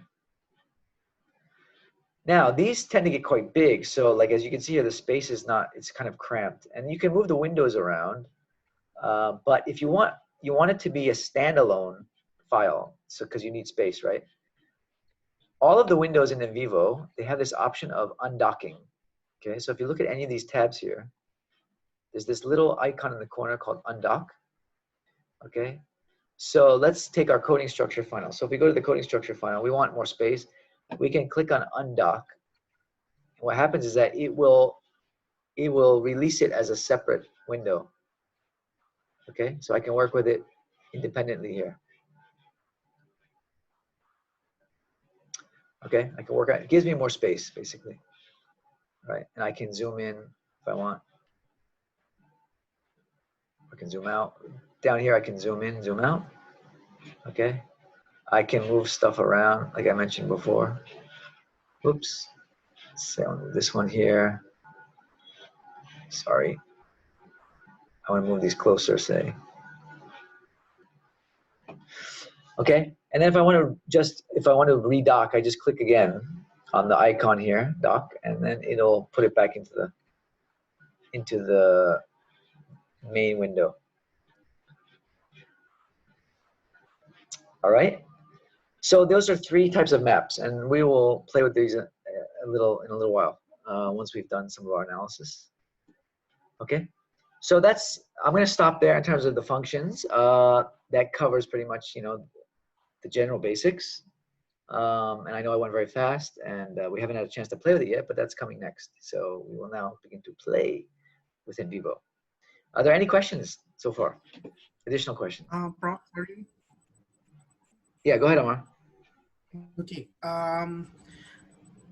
For this coding structure, because we have a lot of codes later on, so does this software produce automated coding structure for all codes, or we can select whichever relevant to the study? Now you select whatever you want.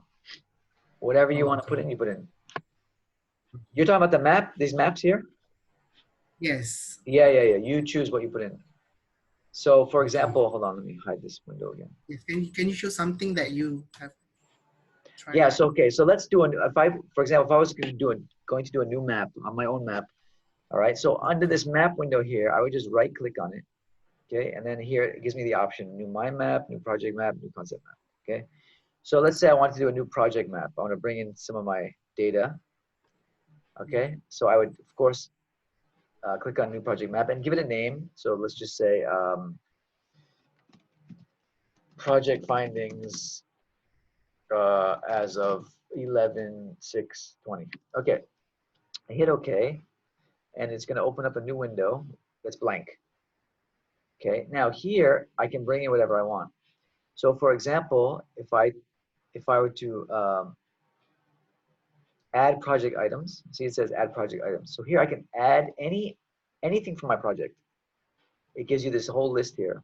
So for example, say I just wanted to bring in some of my codes. So I click on codes, and I just want to bring in this, because this attitude one is kind of interesting. It's kind of big. So I'm just gonna click on attitude here, click OK, and then there's my attitude codes.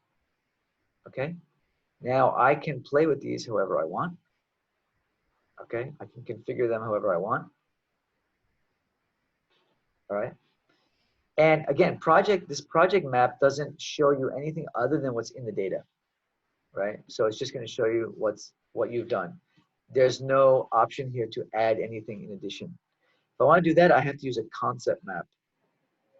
Okay, concept map. Concept map allows me to bring in other things. So I can have my data here, and I can make notes, what this relationship is about or something. Okay, this is just going to show me my analysis as of this point. Does that answer your question? Yes, And definitely. then you can also you can play with these connectors. You can edit them as well, like the direction of the arrow and all that.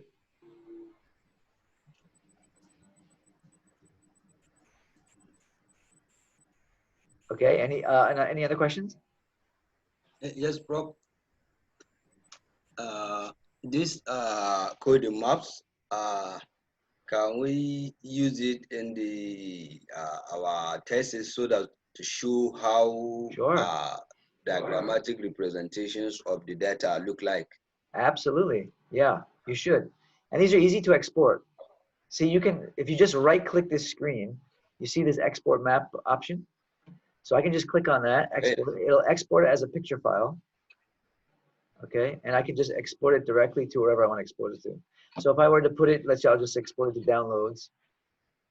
Okay, and then if I go to my downloads and I open up the file, can you all see this, by the way?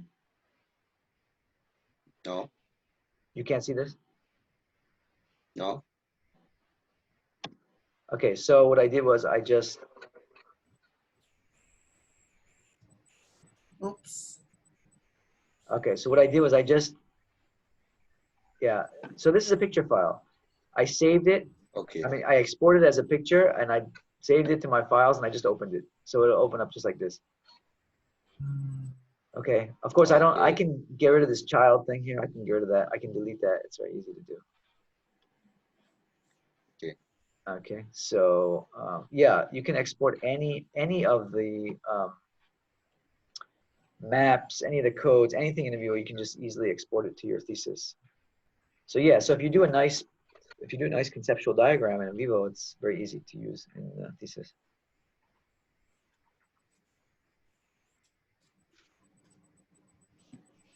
Okay, anything else? So we have about 15 minutes before our break. So why don't we go and begin to play with NVIVO and actually do it. I know at first when you're looking at it, you're watching me do it, it looks very overwhelming. Okay. Once you start using it though, you'll find it's not that overwhelming actually. And it's quite user friendly. Just of course, like everything, it takes a little bit of time. And there's, to be honest with you, there's a lot of functions that I have yet to use. NVIVO it's becoming a software that's really becoming more and more useful for people doing mixed method research as well as big team projects.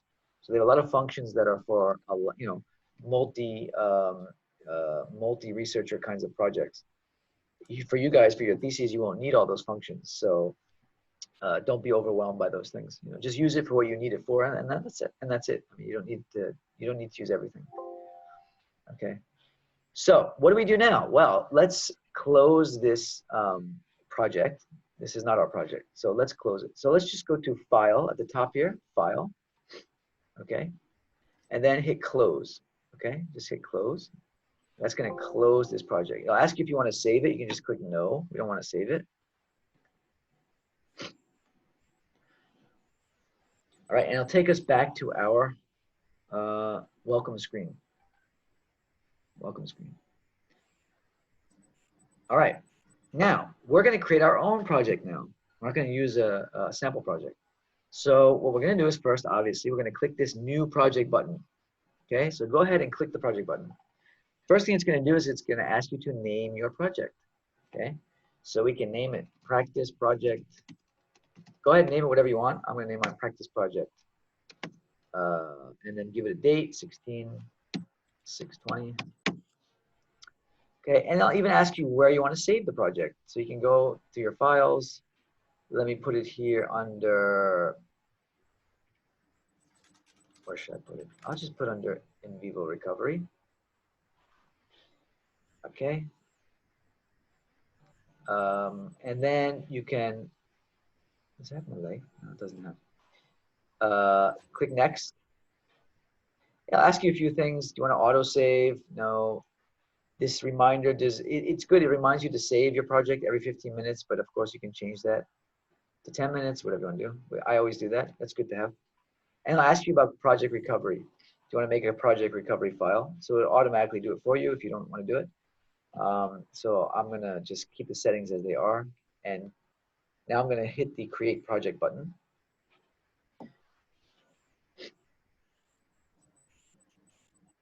Okay, so it's once again going to open up to this screen. Okay, except now, if you look on the left, were you all able to do that? Everyone have a new project opened up? Yep. Okay. Now, if you look on the left, if you look at our, so for example, we click on data here, we'll see there's nothing there. NVIVO gives you these three files, file classifications and externals, but underneath there's nothing. So we have to now bring in some data to use. So what we're going to do is we're going to import the 3 transcripts that we used last week for our class. Okay, so do you still all have those saved somewhere? I hope. Okay, so the first thing we're going to do is we're going to create a file for our data, for our transcripts. Okay, so how do we do that? Now, if we go to the file, this files folder here, if you right click on it, it'll ask you if you want to create a new folder. Okay, so let's click new folder. Let's name it interview transcripts, or name it whatever you want, interviews, whatever. No need for a description, it's pretty self-explanatory. So just click OK. And now we have a new folder called interview transcripts.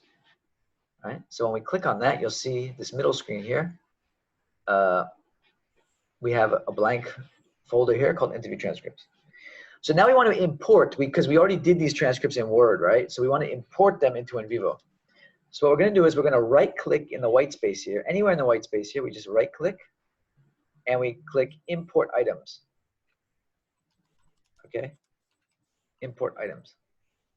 And that's going to take you to your Explorer, and it's going to ask you where you want to import them from. So now you have to actually go and find your files. Okay, so I'm going to go and find my 3 interview transcripts.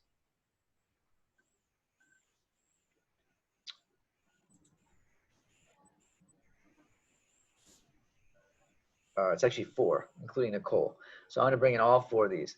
So when you want to do that, it's easy. You can just click and then hit shift, and you can just bring them all in together.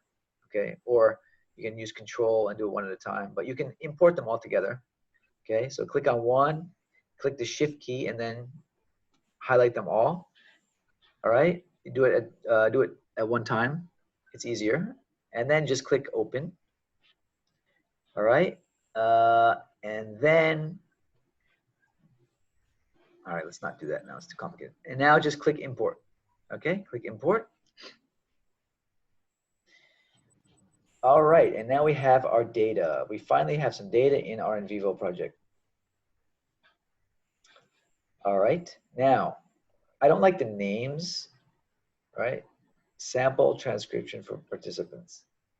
So I'm gonna go and change the names of these because I don't like the names here. So I'm just gonna change this. So what I do is I just click on it, left click, and then left click again, all right? And then I can just change the name. So I'm just gonna name it according to the girls' names. This will be Haru, okay? Click away. Then the second one, I'm gonna change this one to Mary Catherine.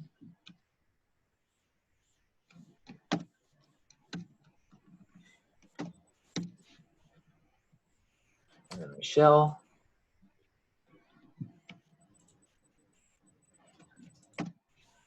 And then Nicole.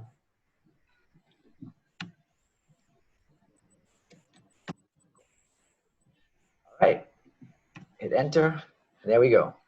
Now we have 4 interview transcripts in our NVIVO.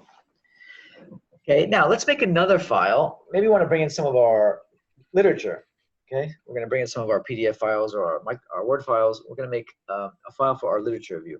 So let's go down again to Files. Okay, right click, New Folder. Let's call this Literature. Click OK. And now we have another file called Literature. All right, just close that. So now we have 2 files. Now, if you will, just for practice purposes, let's try to bring in first bring in a couple articles, 2 or 3 articles. Any articles you want, just for practice purposes. So you're gonna right click here on the white space, anywhere, right click, import, and then go to your files and find some literature to bring in, okay? I'll go to my files here. Let's go to this work. All right, so I have some PDF files here. I'm gonna just bring in 3 or 4 of them, highlight them, click open, import. Okay, now I've brought in some literature. Now I have my articles here in NVIVO with me as well. Okay. All right. How's everyone doing? Able to follow? Am I going too fast? Fast or good? Anyone? Have I lost anybody? I hope not. You tend to lose a lot of people in these types of tutorials, but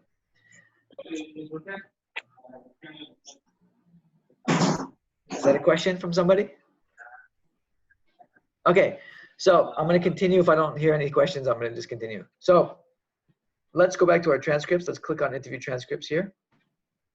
Let's start with Michelle, since we started with Michelle last week. Let's open up Michelle. So let's double click on Michelle. Okay, and there is our Michelle transcript, as you guys will remember.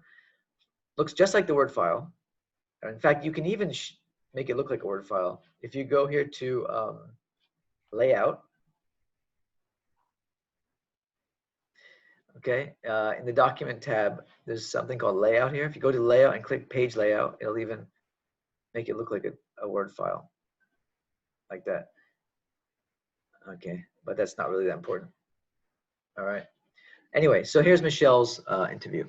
Now, if we want to start analyzing Michelle, all right, we have to first, on the top here, we have to click Edit to make sure that we can go in and do stuff with the file. So we click on Edit.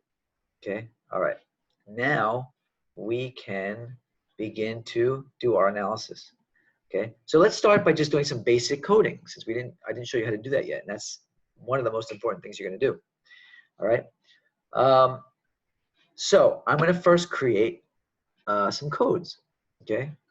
Or maybe I'll wait. Maybe I'll first analyze and I'll do my encodes inductively, just like we did last time. Or I can go and I can create my codes for, I can do my structural codes. Like for example, I can do my research question 1. I can provide a code for that, and then all my codes that I create will go into that research question 1. Okay, so let's do that. I like to do that. I like to create codes for the research question. So what I'm gonna do is I'm gonna first go over here under coding. I'm gonna click on codes. Okay, obviously there's no codes yet, right? And I'm gonna right click. Let's close that box. I don't know why they always give that. Let's right click and click on new code. Okay, new code. So I'm gonna give a new code. I'm gonna give this code is gonna be called research question 1. Okay, question 1, and I'm gonna say reason for choosing college. Okay, if I want to elaborate on it, I can elaborate in here. Okay, if I want to give it a nickname, I can give it a nickname like RQ1.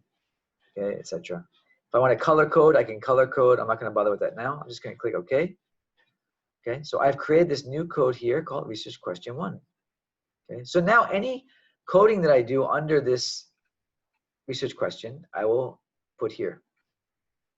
All right, I'll put here. So now that I've created this, let's go through and remember from our research, our study last week, we coded Michelle. We coded her reasons for choosing college, right? So if I scroll down here, I remember this is where, remember where they asked about why she chose Wellesley. I'm going to code this group of text here. Okay, so how do I do it? Well, what was the first reason? Parents, right? If you remember from our analysis. So we're reading Michelle here. Okay, she talks about parents. So if I want to code this section here, all right, I want to talk about parents, right? So I want to code this text about parents, all right? So I'm going to just left click and highlight it, okay? Just left click and highlight whatever text you want to code, right? And again, coding can be one word, it can be a paragraph, it can be whatever you want it to be, all right? But I'm going to just code this text. Now, how do I do it? Well, I have to create the code, okay? So the easiest way for me, I like to just right click, but you can also use these functions up here, okay? This coding function here. But I think it's easiest just to right click. So I'm going to right click that, and I'm going to code selection, okay? So I'm coding this selected text. Click code selection, okay? Now I'm going to code this. Now I want to put it under research question 1, right? So research question 1, this is a code for research question 1. So I'm going to highlight research question 1, okay? All right, code selection. Whoops, that was a mistake. I didn't mean to do that. Okay, in fact I coded it under this. I wanted to create a new code, right? So I accidentally coded this. So what do I do? Well, I just go back and highlight it again. And if I right click, I can uncode. Whoops, uncode from this one. Okay, just uncode. Okay, so it's uncoded now. Let me try that again. So let's go back now. Let's highlight, right click, code selection. Okay, new code. So I'm gonna, under this research question 1, I'm just gonna right click, hit new code, and now I just give it a name. So here in this box here, it's gonna ask me for the name of the code. I'm gonna call this parents influence. Okay, hit enter. All right, it's asking me to save the project, and then hit OK. Now, after I hit OK, if I look on my left, now I have a new code called parents influence. And this text has been highlighted, meaning that it's been coded. Okay. Now, if I double click on parents influence, the code itself will open, and there's the data. And there's the link that shows, me where in the transcript it is. You see, if I click on this link, it takes me right back to the transcript. Question? Is there a question there? Did I go too fast? No, it's okay, bro. It's okay. Okay. All right, let's just do one more, and then we'll take our break because it's already 4:45. All right. So let's do one more. So then let's read Michelle, and then Michelle goes on to say that she was getting the most financial aid. Okay, so then I'm going to just code this next portion here. They were giving me the most financial support. All right. So what do? I right click, code selection. Okay. Highlight research question 1, because I'm going to put this code under research question 1. So I highlight it, right click again, new code. Okay, financial, code it as financial aid. Okay, hit OK, hit enter. And there it is. So I have a new code here, financial aid.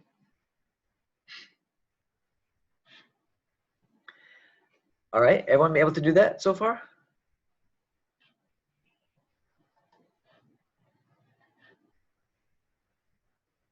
Okay, last one. If you remember, Michelle had 3 codes for that first question. All right. And then it turned out that they were like, why didn't that highlight? It didn't highlight. Why didn't it highlight?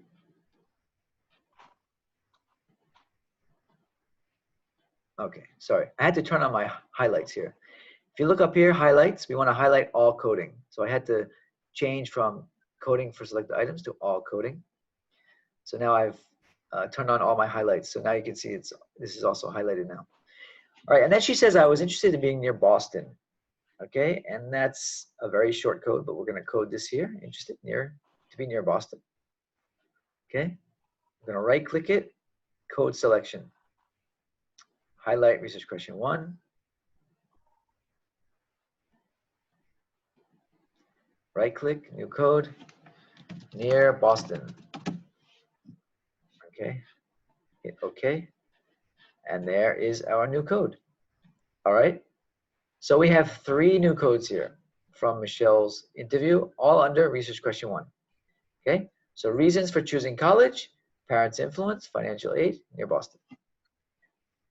All right. So how are we doing? Prof. Yeah, Prof. Yeah. Okay, how do we do the NVIVO coding if, let's say, we found a word that we think that can be the right code? Okay, so in NVIVO coding, there's actually an option for that here. It says if you highlight any text, you right click, you'll see this code in vivo, right? Code in vivo. But the problem is that it actually codes whatever you highlight. So obviously this is you don't want to code something like this, it's too long. You see here? It created this code here. All right. So typically in NVIVO, you're going to code like 1 or 2 words like Boston, right? And then you in NVIVO code it. Okay. All right. Yeah, that's what I mean. Like say, because since just now you used near Boston, so Yeah, Boston can but be right, and you can what do you call it? Change the settings so that if you code in NVIVO like this, Boston, it will code, like for example, if I just code it as Boston and then I hit NVIVO code, it does this. It gives me this one word code here, right? You can change the settings to, where is it here? Code properties. I have to find the setting, but you can change the setting. It will code, what's the term? I don't know how to explain it. It can code the breadth of the code. So for example, you can code narrowly or you can code broadly. So for example, if I code this one word, I can command NVIVO to give me the sentence that it's embedded in or the paragraph that's embedded in. I can change the settings on that. Okay. I have to go back and find exactly where it is. I forget. Okay. But that's what you would do. And that's that another way how to do it. Yeah. Okay. Well, no, you would do it the same way. You do code in NVIVO, but there's a way of changing the settings so that it will include the text around it. In other words. Yeah, that means like the thing that you did earlier, I think sets or queries. Something like spread coding. Okay, so broad, so that's what it is. Okay, so once you open the code, Boston, see it's just one word, but if you right click on it, it has an option here, spread coding. Okay, and if you click broad context, See, it'll give you the whole context of that word So what will Boston. happen? Oh, Did you see that? okay. Yeah, I see that. Okay. So once you've opened the code here, Boston, you can just right click and then spread coding, and it'll either give you a narrow context And they will show the whole. or broad context, or you can customize it, like how many words, surrounding paragraph, entire text. All right. Okay. So yeah, so if you do that with NVIVO coding, it can be very fast. You can do it much faster. Yeah. All right. Okay. But Prof, Yeah. is it the using a code selection or using NVIVO? Which one will be easier and simple for operating the software? Because it's like NVIVO selection is bringing so big a wordy text, while the code selection will just give you a that you have just selected. Okay, I'm not following you. Can you repeat that? What I'm saying, which of the two is easier to work with? Is it a code selection or you use NVIVO selection? Well, NVIVO means you just code whatever is in the text. So for example, if I use NVIVO coding, whatever I highlight, it's going to use that word as the code name. So for example, Okay. that's why I said Boston, like instead of, see, I called this code, I named it near Boston, but I could also just NVIVO code Boston or Boston area. And if I do NVIVO code, it automatically creates a code here called Boston area. Okay. All right. So it's faster. Obviously, it's faster. You don't have to give it any thought. You're just giving it the label that's already in the text. Okay. So if I click spread coding, see, that's narrow. Narrow means just a few words. Narrow spread. If I do a wide spread, a broad spread, it's going to give me the whole paragraph. So I can keep it on broad spread, and I can go through and I can do NVIVO coding. Here, where's the financial aid one? Financial support. Okay, financial support. Code NVIVO. There it is in financial support. Yeah, see, it's I don't know why it's set to this narrow spread. And there's the rest of the text that's nearby. Okay, so yeah, I mean, NVIVO coding is very fast, but you're not always going to be able to do NVIVO coding, I think. You know, I mean, it depends on what kind of study you're doing. If you're doing like a very straightforward content analysis, then yeah, maybe you can just do it NVIVO coding. But there are some times where you're not going to be able to use. There isn't a one or two words in the actual text that's going to really capture what the data is saying. So usually it's a combination. Okay, should we take our break now?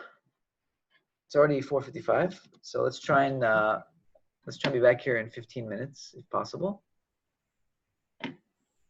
Okay, any questions? Mr. Chi, is there any handbook showing how to use NVIVO step by step?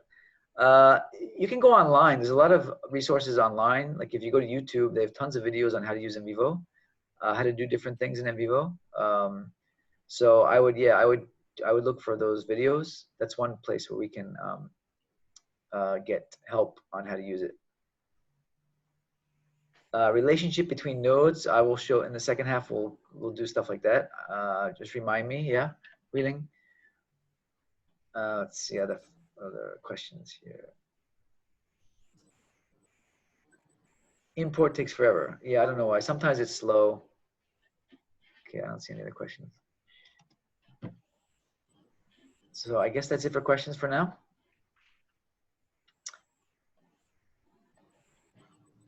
Okay, so let's have our break. We'll come back in a few, okay?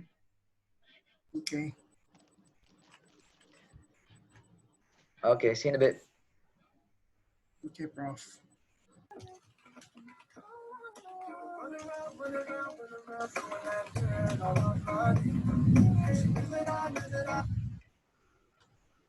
Okay, Bismillahirrahmanirrahim. So I think we'll get going in another minute or two, okay?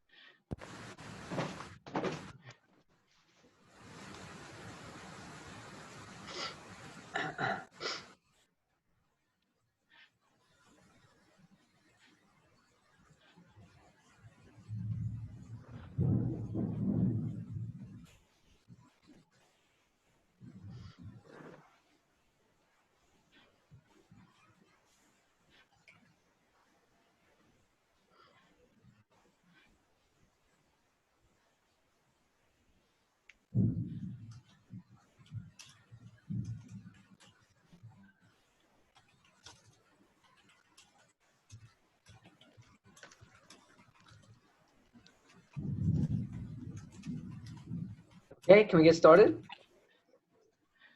Yes. Are you guys all back? Yep, I'm here.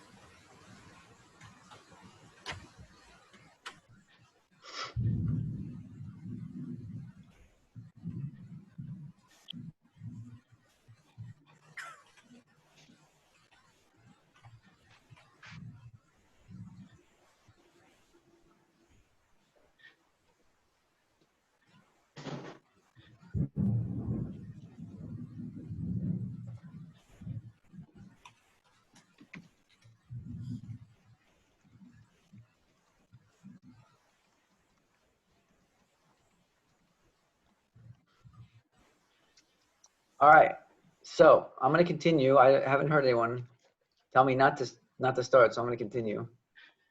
Okay, so let's continue to build on our coding. Let's now see if you can, and I'm going to let you do it on your own. See if you guys can do it. Go ahead and do code the next interview, which was Haru. By the way, if you go back to the coding interview transcripts file, if you go back to and click on it, you'll now see that under Michelle, we have 3 codes and 3 references. Okay, so meaning we've coded 3 excerpts or 3 3 little chunks of data from yeah, 3 chunks. So it's the same file, Michelle, but 3 references, meaning 3 different codes. This used to be, I don't know why it's references and codes. It used to be the other way around. Anyway. All right, so why don't you go ahead and see if you can next code Haru's interview. Try and add it, build up that coding list, your coding list that we have so far, and see if you can do it. If anyone has any problems, we will try and problem solve, troubleshoot after you do it. Okay, so go ahead and try to code Haru.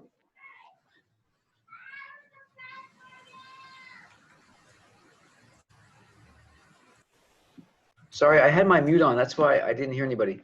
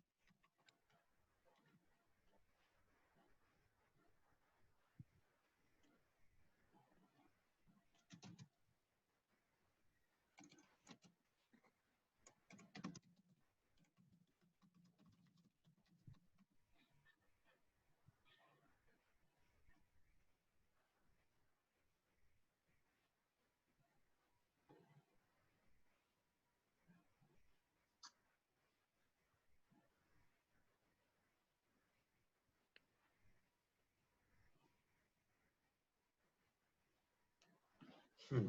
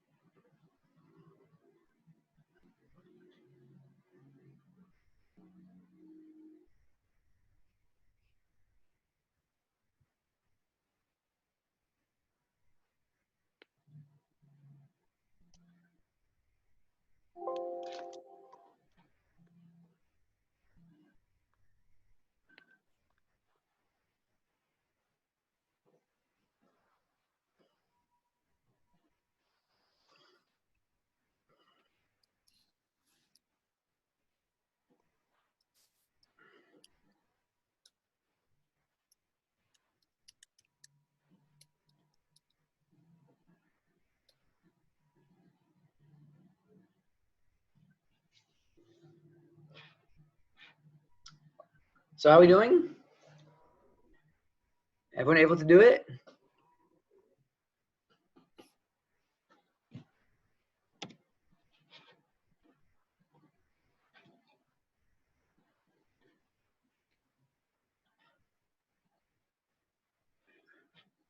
Anybody having problems? Questions?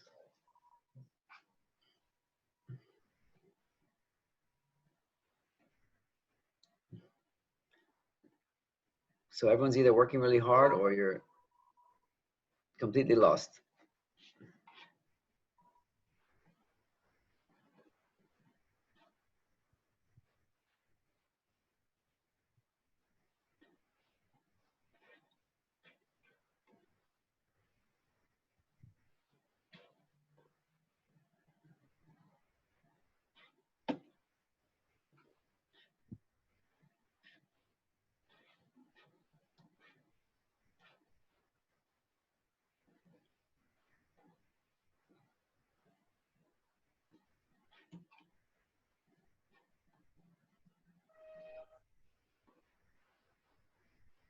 Prof, Yeah, can you show it again how to uncode within the text, not from the coding that we have been doing? I mean, the ones sure, that from the text. sure. So you mean uncoding what we've already coded? Yep. Like this. Why did my text look like that? It changed font. I don't know why. Okay. Yeah, so Anyway, so if I was gonna uncode this one here, this first one, and by the way, I can, if I turn on my coding stripes here, I can also see how I've coded this so far. Okay, so let's see here. So close to home. All right. Anyway, so if I wanted to uncode this, so I just highlight again, right click, then uncode. So typically you go to uncode from recent nodes, right? So this is about close to home, right? And then you can see it's been uncoded. All right. So again, you just uncode from recent nodes and pick the code that you used.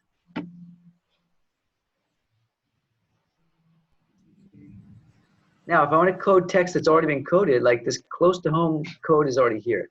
So if I just want to code this, highlight this, instead of having to do it the slow way like I did, right click and then create the code, I can just click on it, hold it Right. down, drag it into the code.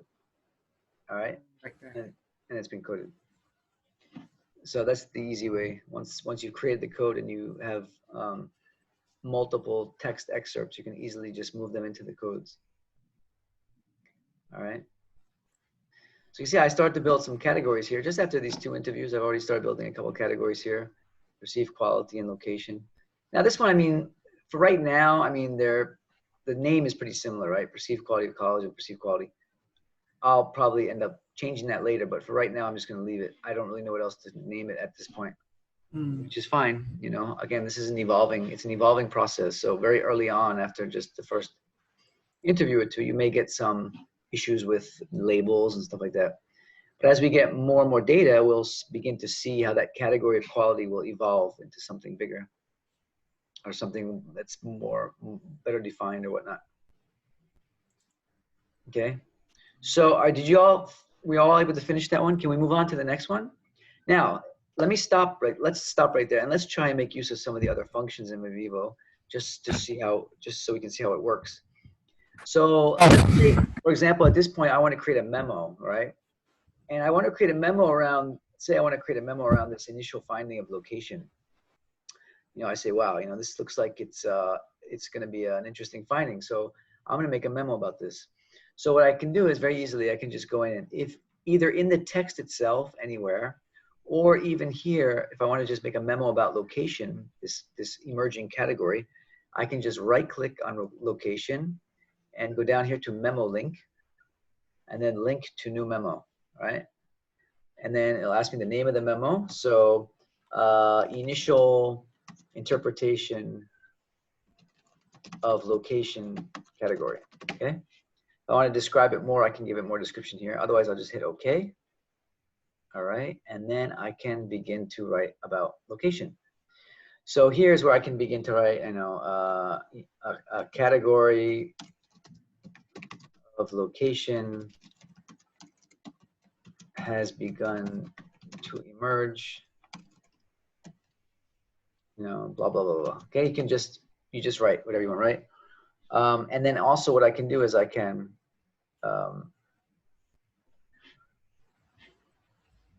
oh, whoops, there's nothing there.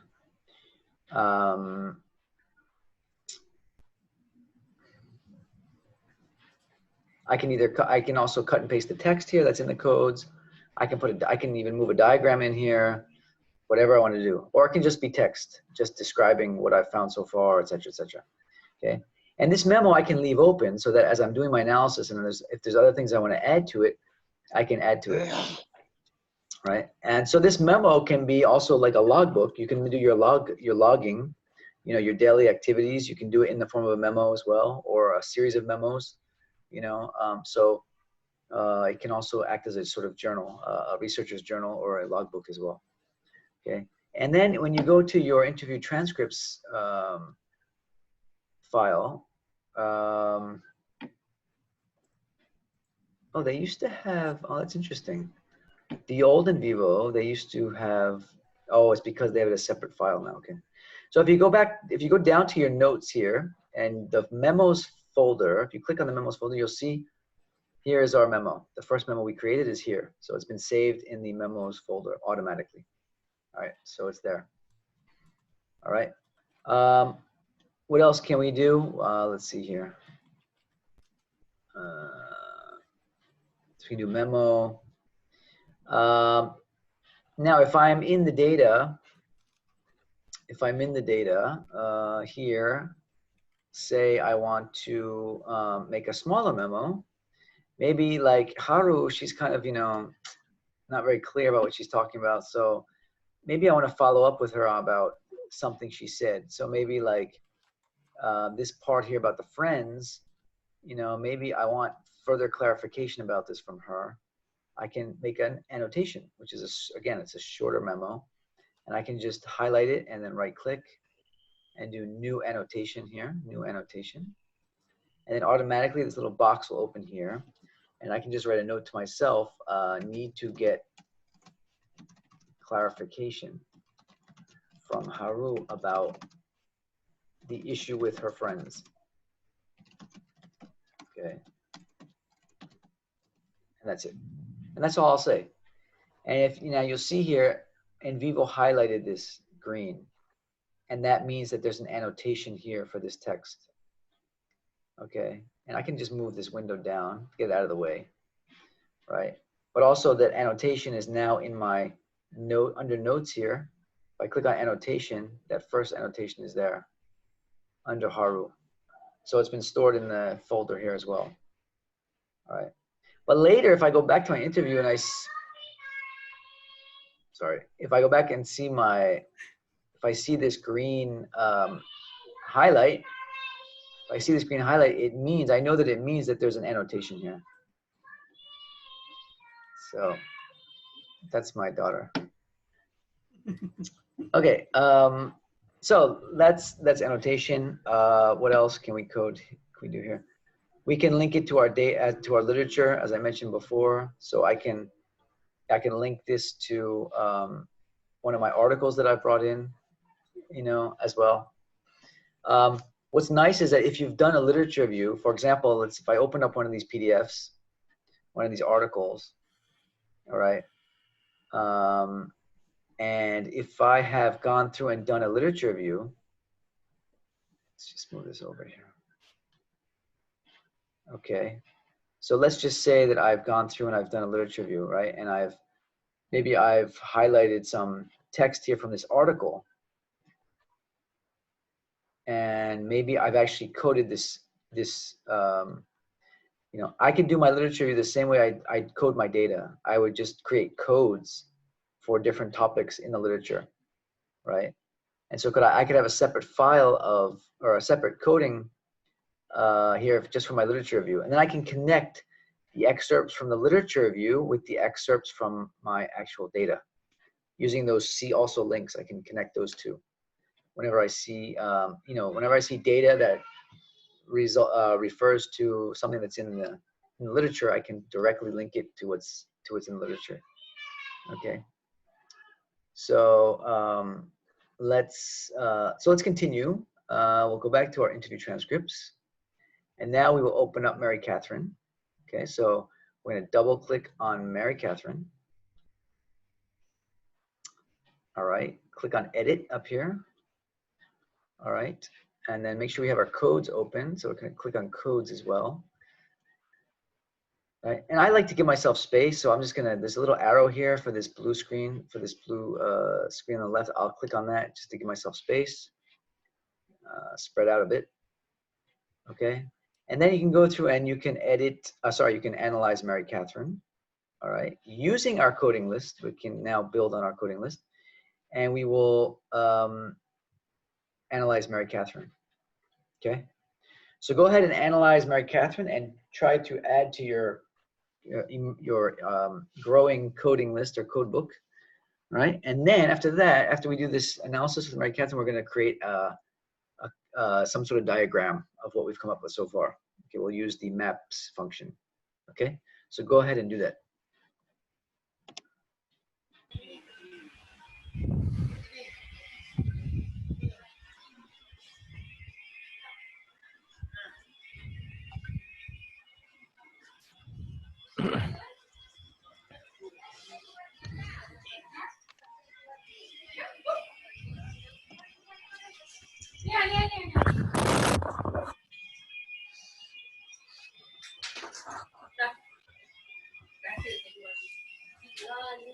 Kau punya file dah bawa dah.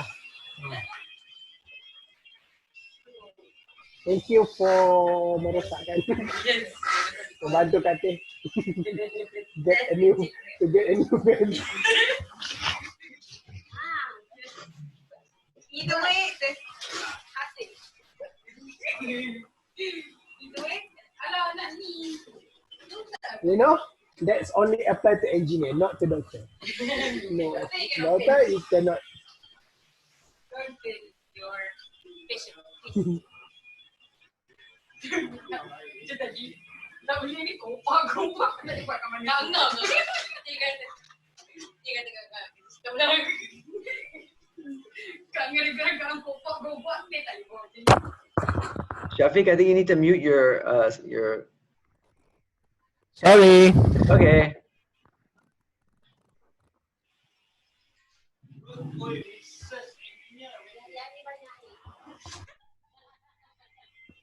Yes,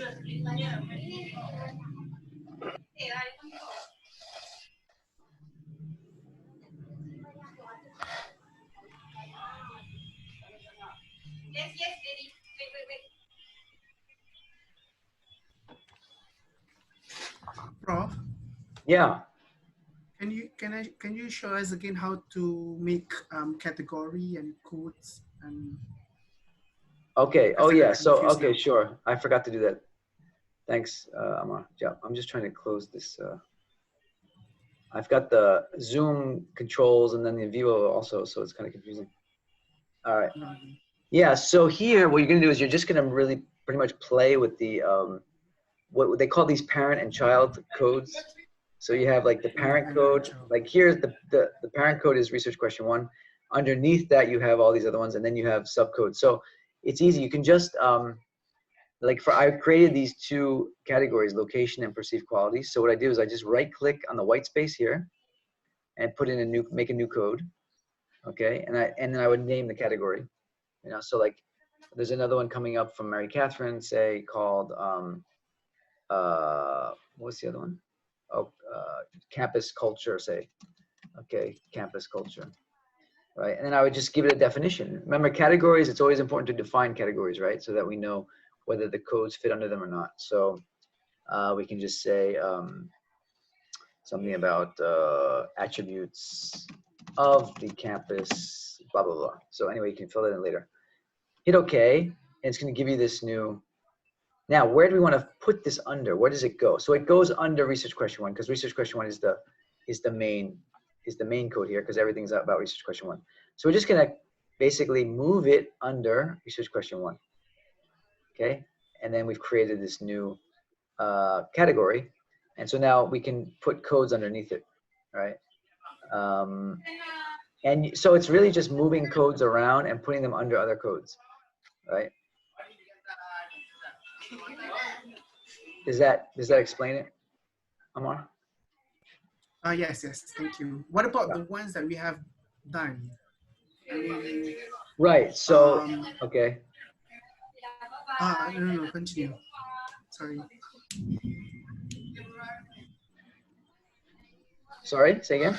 The ones that you've done, the ones that we have done. So let's say we have labeled it as category and then we want to change it as codes or vice versa. How do we do about that? You want to turn it into a category? Yeah. Okay. So you would just whatever. So for example, like say I want to make close to home. Just for example, I want to make close to home a category, right? So I would move it under research question 1. Oh, just so it comes out. So now it comes out as a category. And if there's okay. say I want to put Boston underneath that, I would just move Boston underneath that. Oh. Yeah. It's easy. Okay, thank you, Prof. Yeah, so it's just really just moving them around.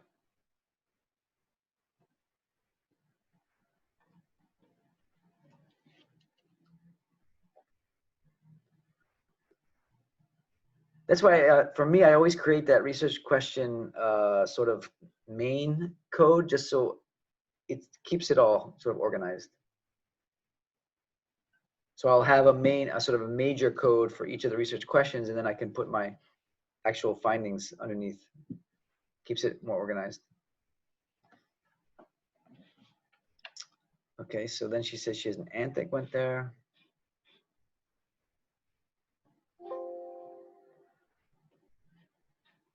I have to move this again.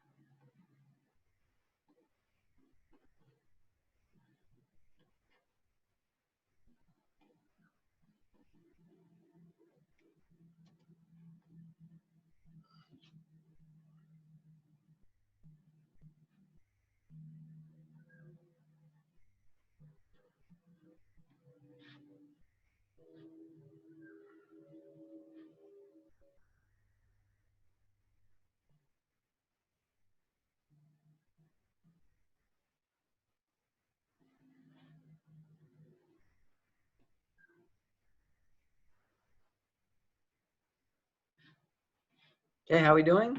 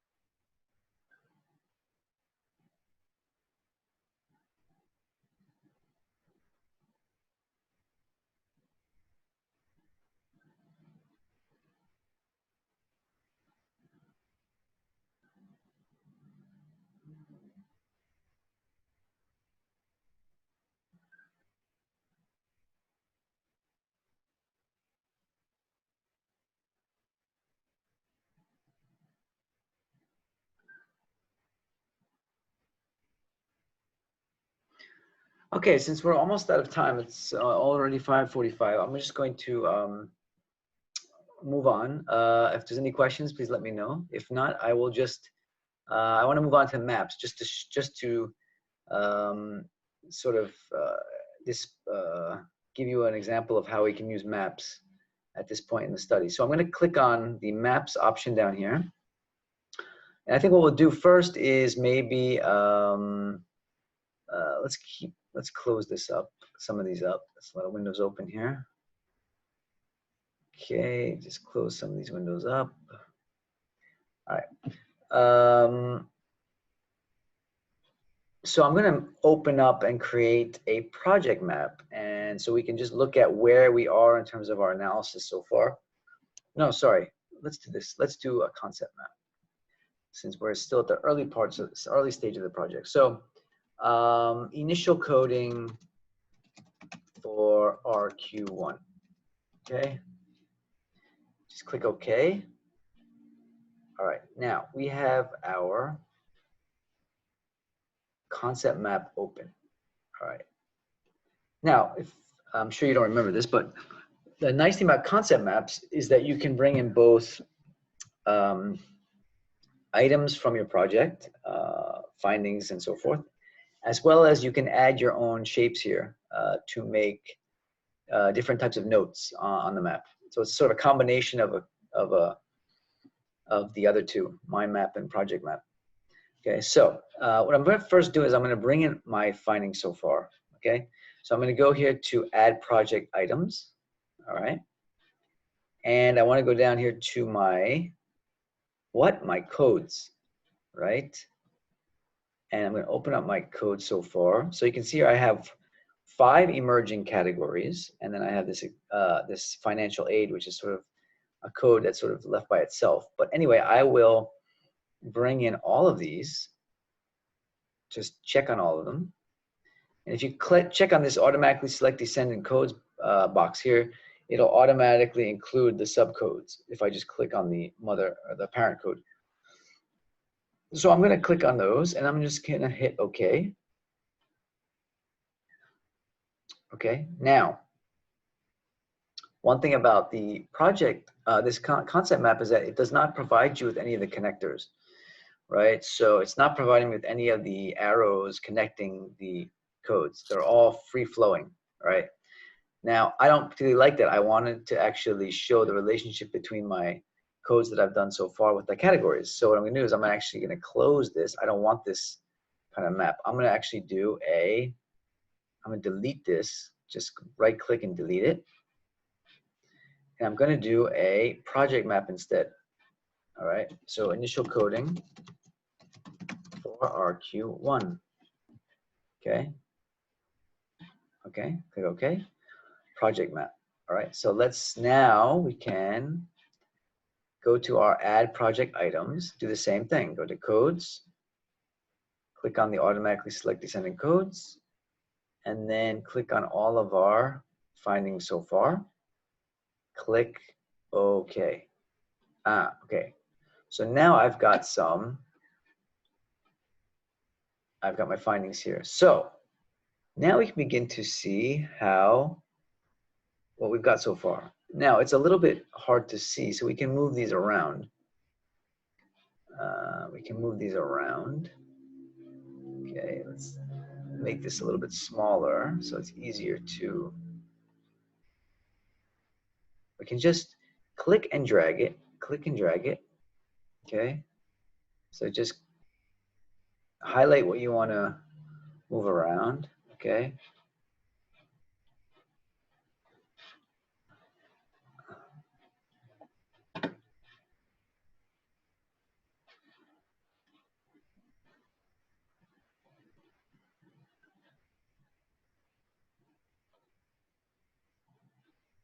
Why is that like that? I don't know why NVIVO.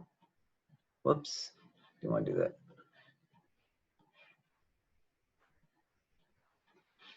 Let's see if I can arrange this better. This is not very well arranged. Let's try. Okay, that's better.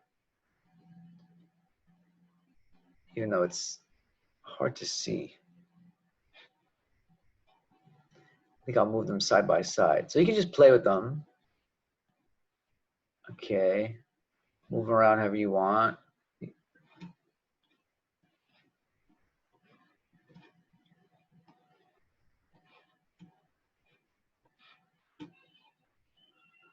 All right. And there may be, you may find some ways of connecting them.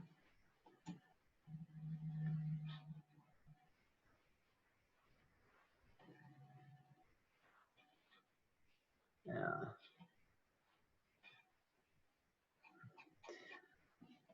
So anyway, you can play with them. And, but again, this one is limited to only our project items. We can't add anything really to this project map. It's just going to display the findings more or less, and it can display them in different ways.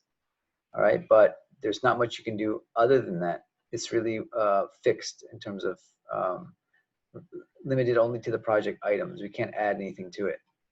So it can just show us sort of where we're at so far, right? And you can, of course, you can arrange them differently, however you want.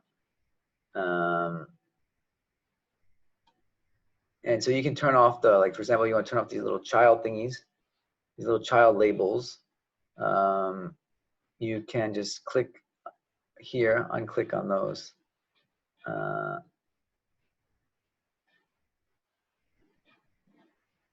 Okay, so whatever, I mean, this diagram doesn't have all these things, obviously, it just has code. So, but you can bring in all these different things into the map. But this is just an initial, very basic diagram.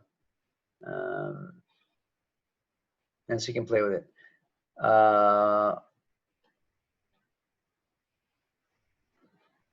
Okay, and you can, like I said before, you can export this very easily just by right-clicking and then hit export, and you can export it as a picture file.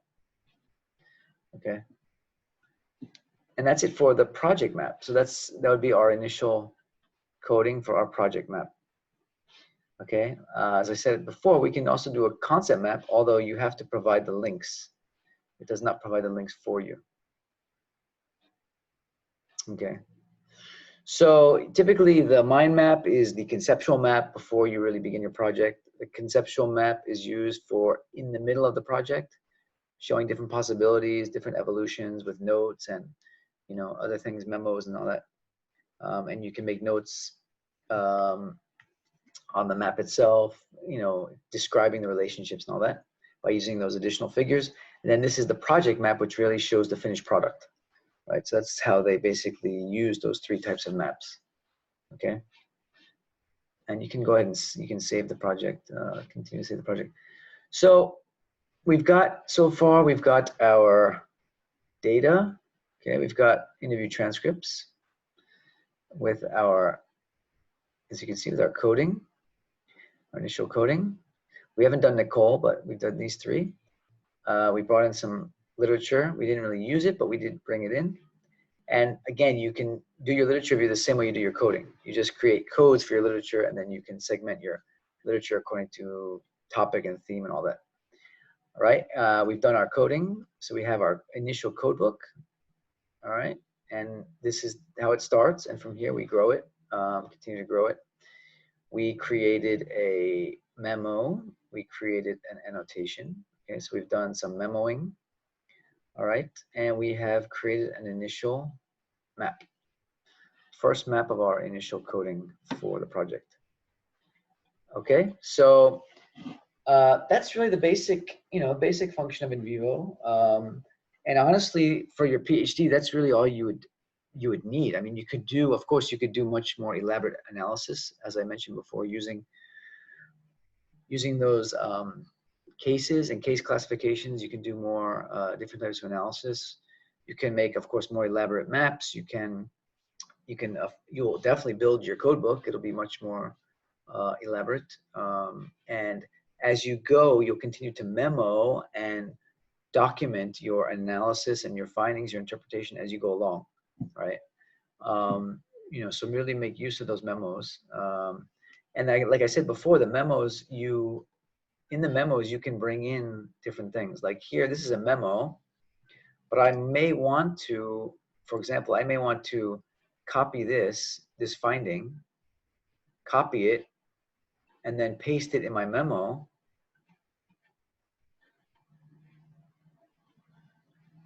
Hey, it didn't work. Okay, let's try that again.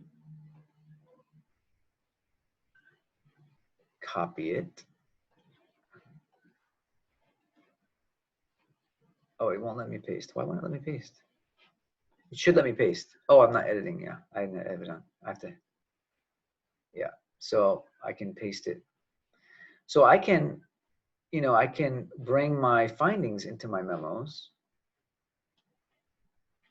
where I can,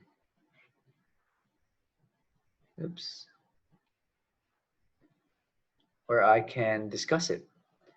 So I can discuss my findings with diagrams. It's not cooperating at the moment. Okay, so in your memos, you can discuss, you can bring literature in your memos, you can bring your findings, and you can really begin to work out and work out your findings, really analyze them, again, through your writing. And sometimes those memos can even become journal articles, the analysis section of a journal article, because you may be talking about one theme, and that theme itself can become an article. That's how people often create journal articles, through their use of memos in NVIVO. All right, so any questions, comments, sharing?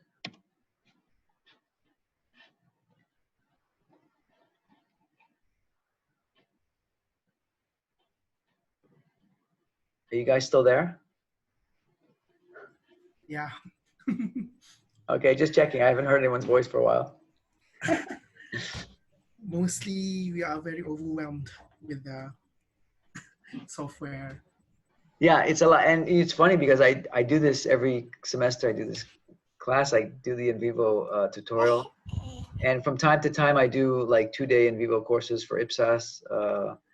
And as the software continues to progress and advance and become more complex, students get more and more overwhelmed. So it just takes time. You just have to play with it and get used to it, and really just start by making use of the basic functions. And then from there, what you'll notice, what I noticed when I was using it early on, was that as I was doing my analysis, there were things that I wanted to see. Like I wanted to see, okay, how do I connect this with this? And then you sort of figure out how to do it in NVIVO. Do you know what I mean? It's not like you learn all the functions of NVIVO first and then you try to apply them. As you're doing your analysis of your data, you'll think of things like, oh, I want to combine this with this, or I want to find the relationship between this. And then you'll go and you'll figure out how to do it in NVIVO. You'll either go to a tutorial or you go to YouTube, or you ask somebody that knows, and you figure out how to do it. So you really learn to make use of it according to your needs, rather than trying to learn the whole software and then you only use like 5% of the functions. You know what I mean? It's a total waste. So I would first begin, because qualitative analysis, you don't even need software, right? So I would begin by just doing the analysis of your data. And as these questions and ideas come up, then you figure out how to do it in NVIVO. Okay. Stuff like that, But then, if you want to just play with it, you have 2 weeks. you know, so you can play with the trial version. Okay, or you don't have to use it at all. This is, you know, just to show you what it's all about. You know, some students, they prefer not to use software, and that's fine too. Totally fine too.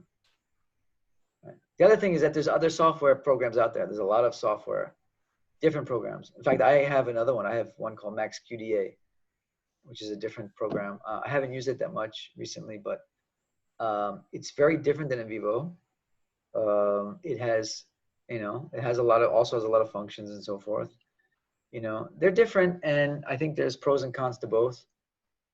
You know, they're all like that. A lot of people, they like Atlas TI. They say it's very user friendly. So, you know, try other ones. If you're really into if you really want to use software, try the other ones too. So that would be my suggestion to everyone. Okay. I just want to say something about the software. I think it's very user friendly. Oh. And yeah, and I think we should be able to explore and play out with the features. Yeah, If you have it's a lot of playing. Yeah, you have to do a lot of experimental, and if you were to make full use of it. Yeah. Absolutely. Yeah. But I'm not sure whether the trial version, is it the same like the full version that you are having right now? Yeah, it's the same. It's the full version. It's supposed to be the same, right? The full version. Yeah. Yeah, they want you to try the full version so that, you know, you'll want to buy it. I mean, they give you all the features. So some trial strategy. Yeah, most of the software they're using that strategy nowadays. That's right. That's right. Okay. Oh, Yeah, Shafiq. oh. Yeah. Do you have a discounted price for license offered by the our UPM? No, but they have student prices for students. Yeah, I saw that it's 99 USD. Yeah, no, UPM doesn't have any arrangement with QSR. Yeah, unfortunately, yeah. Some universities do. Like at IPSAS, our Institute for Social Science Studies, they have NVIVO installed in their computer lab. So you're welcome to use it there for free. But of course, you have to use it there. Nowadays, who does that, right? Everyone has everything remotely. Yeah. So yeah, that's the only bad thing is that, yeah, UPM doesn't provide it. I guess there's not enough demand for it yet. It's not like SPSS you can get for free, right? UPM. So yeah, I would just, you know, I think the $99 version is for how long? Do you remember, Shai? It's a 1 year. One year unlimited. Yeah. I mean, for most of you, 1 year should be plenty of time to do your analysis for your master's or PhD. So, you know, yeah. Okay. So I guess that's all for this week. So if you have any questions anytime, just let me know. Maybe I can help if you have any, if you stumble on anything that you can't figure out with this software. I'm happy to help. Okay, Prof. All right, but the internet, there's a lot of resources on the internet for NVIVO, especially YouTube. There's tons of videos on how to do specific things, specific functions. You can do short videos and stuff. So I would suggest you explore on your own. All right. Okay. Okay, so inshallah, see you guys next week. I don't think there's any reading assigned for next week either, right? We don't have. So we will be, yeah, so next week will be another special class. As I mentioned, we'll have something different next week. All right. Okay. Okay, so inshallah, if there's nothing else, see you all next week. Okay, thank you very much, Okay. Prof. All right. Thank you. Good night. Assalamualaikum. Salam. Waalaikumsalam. Bye-bye. Thank you, Prof. Yep, sure. Okay, thank you. Okay, sama. Thank you, Prof. Sama. Thank you, Prof. Thank you, Okay. everyone. Yep. Bye. See you. Bye. Bye. Thank you. Say hi. Say hi. Bye-bye. Bye-bye. So cute.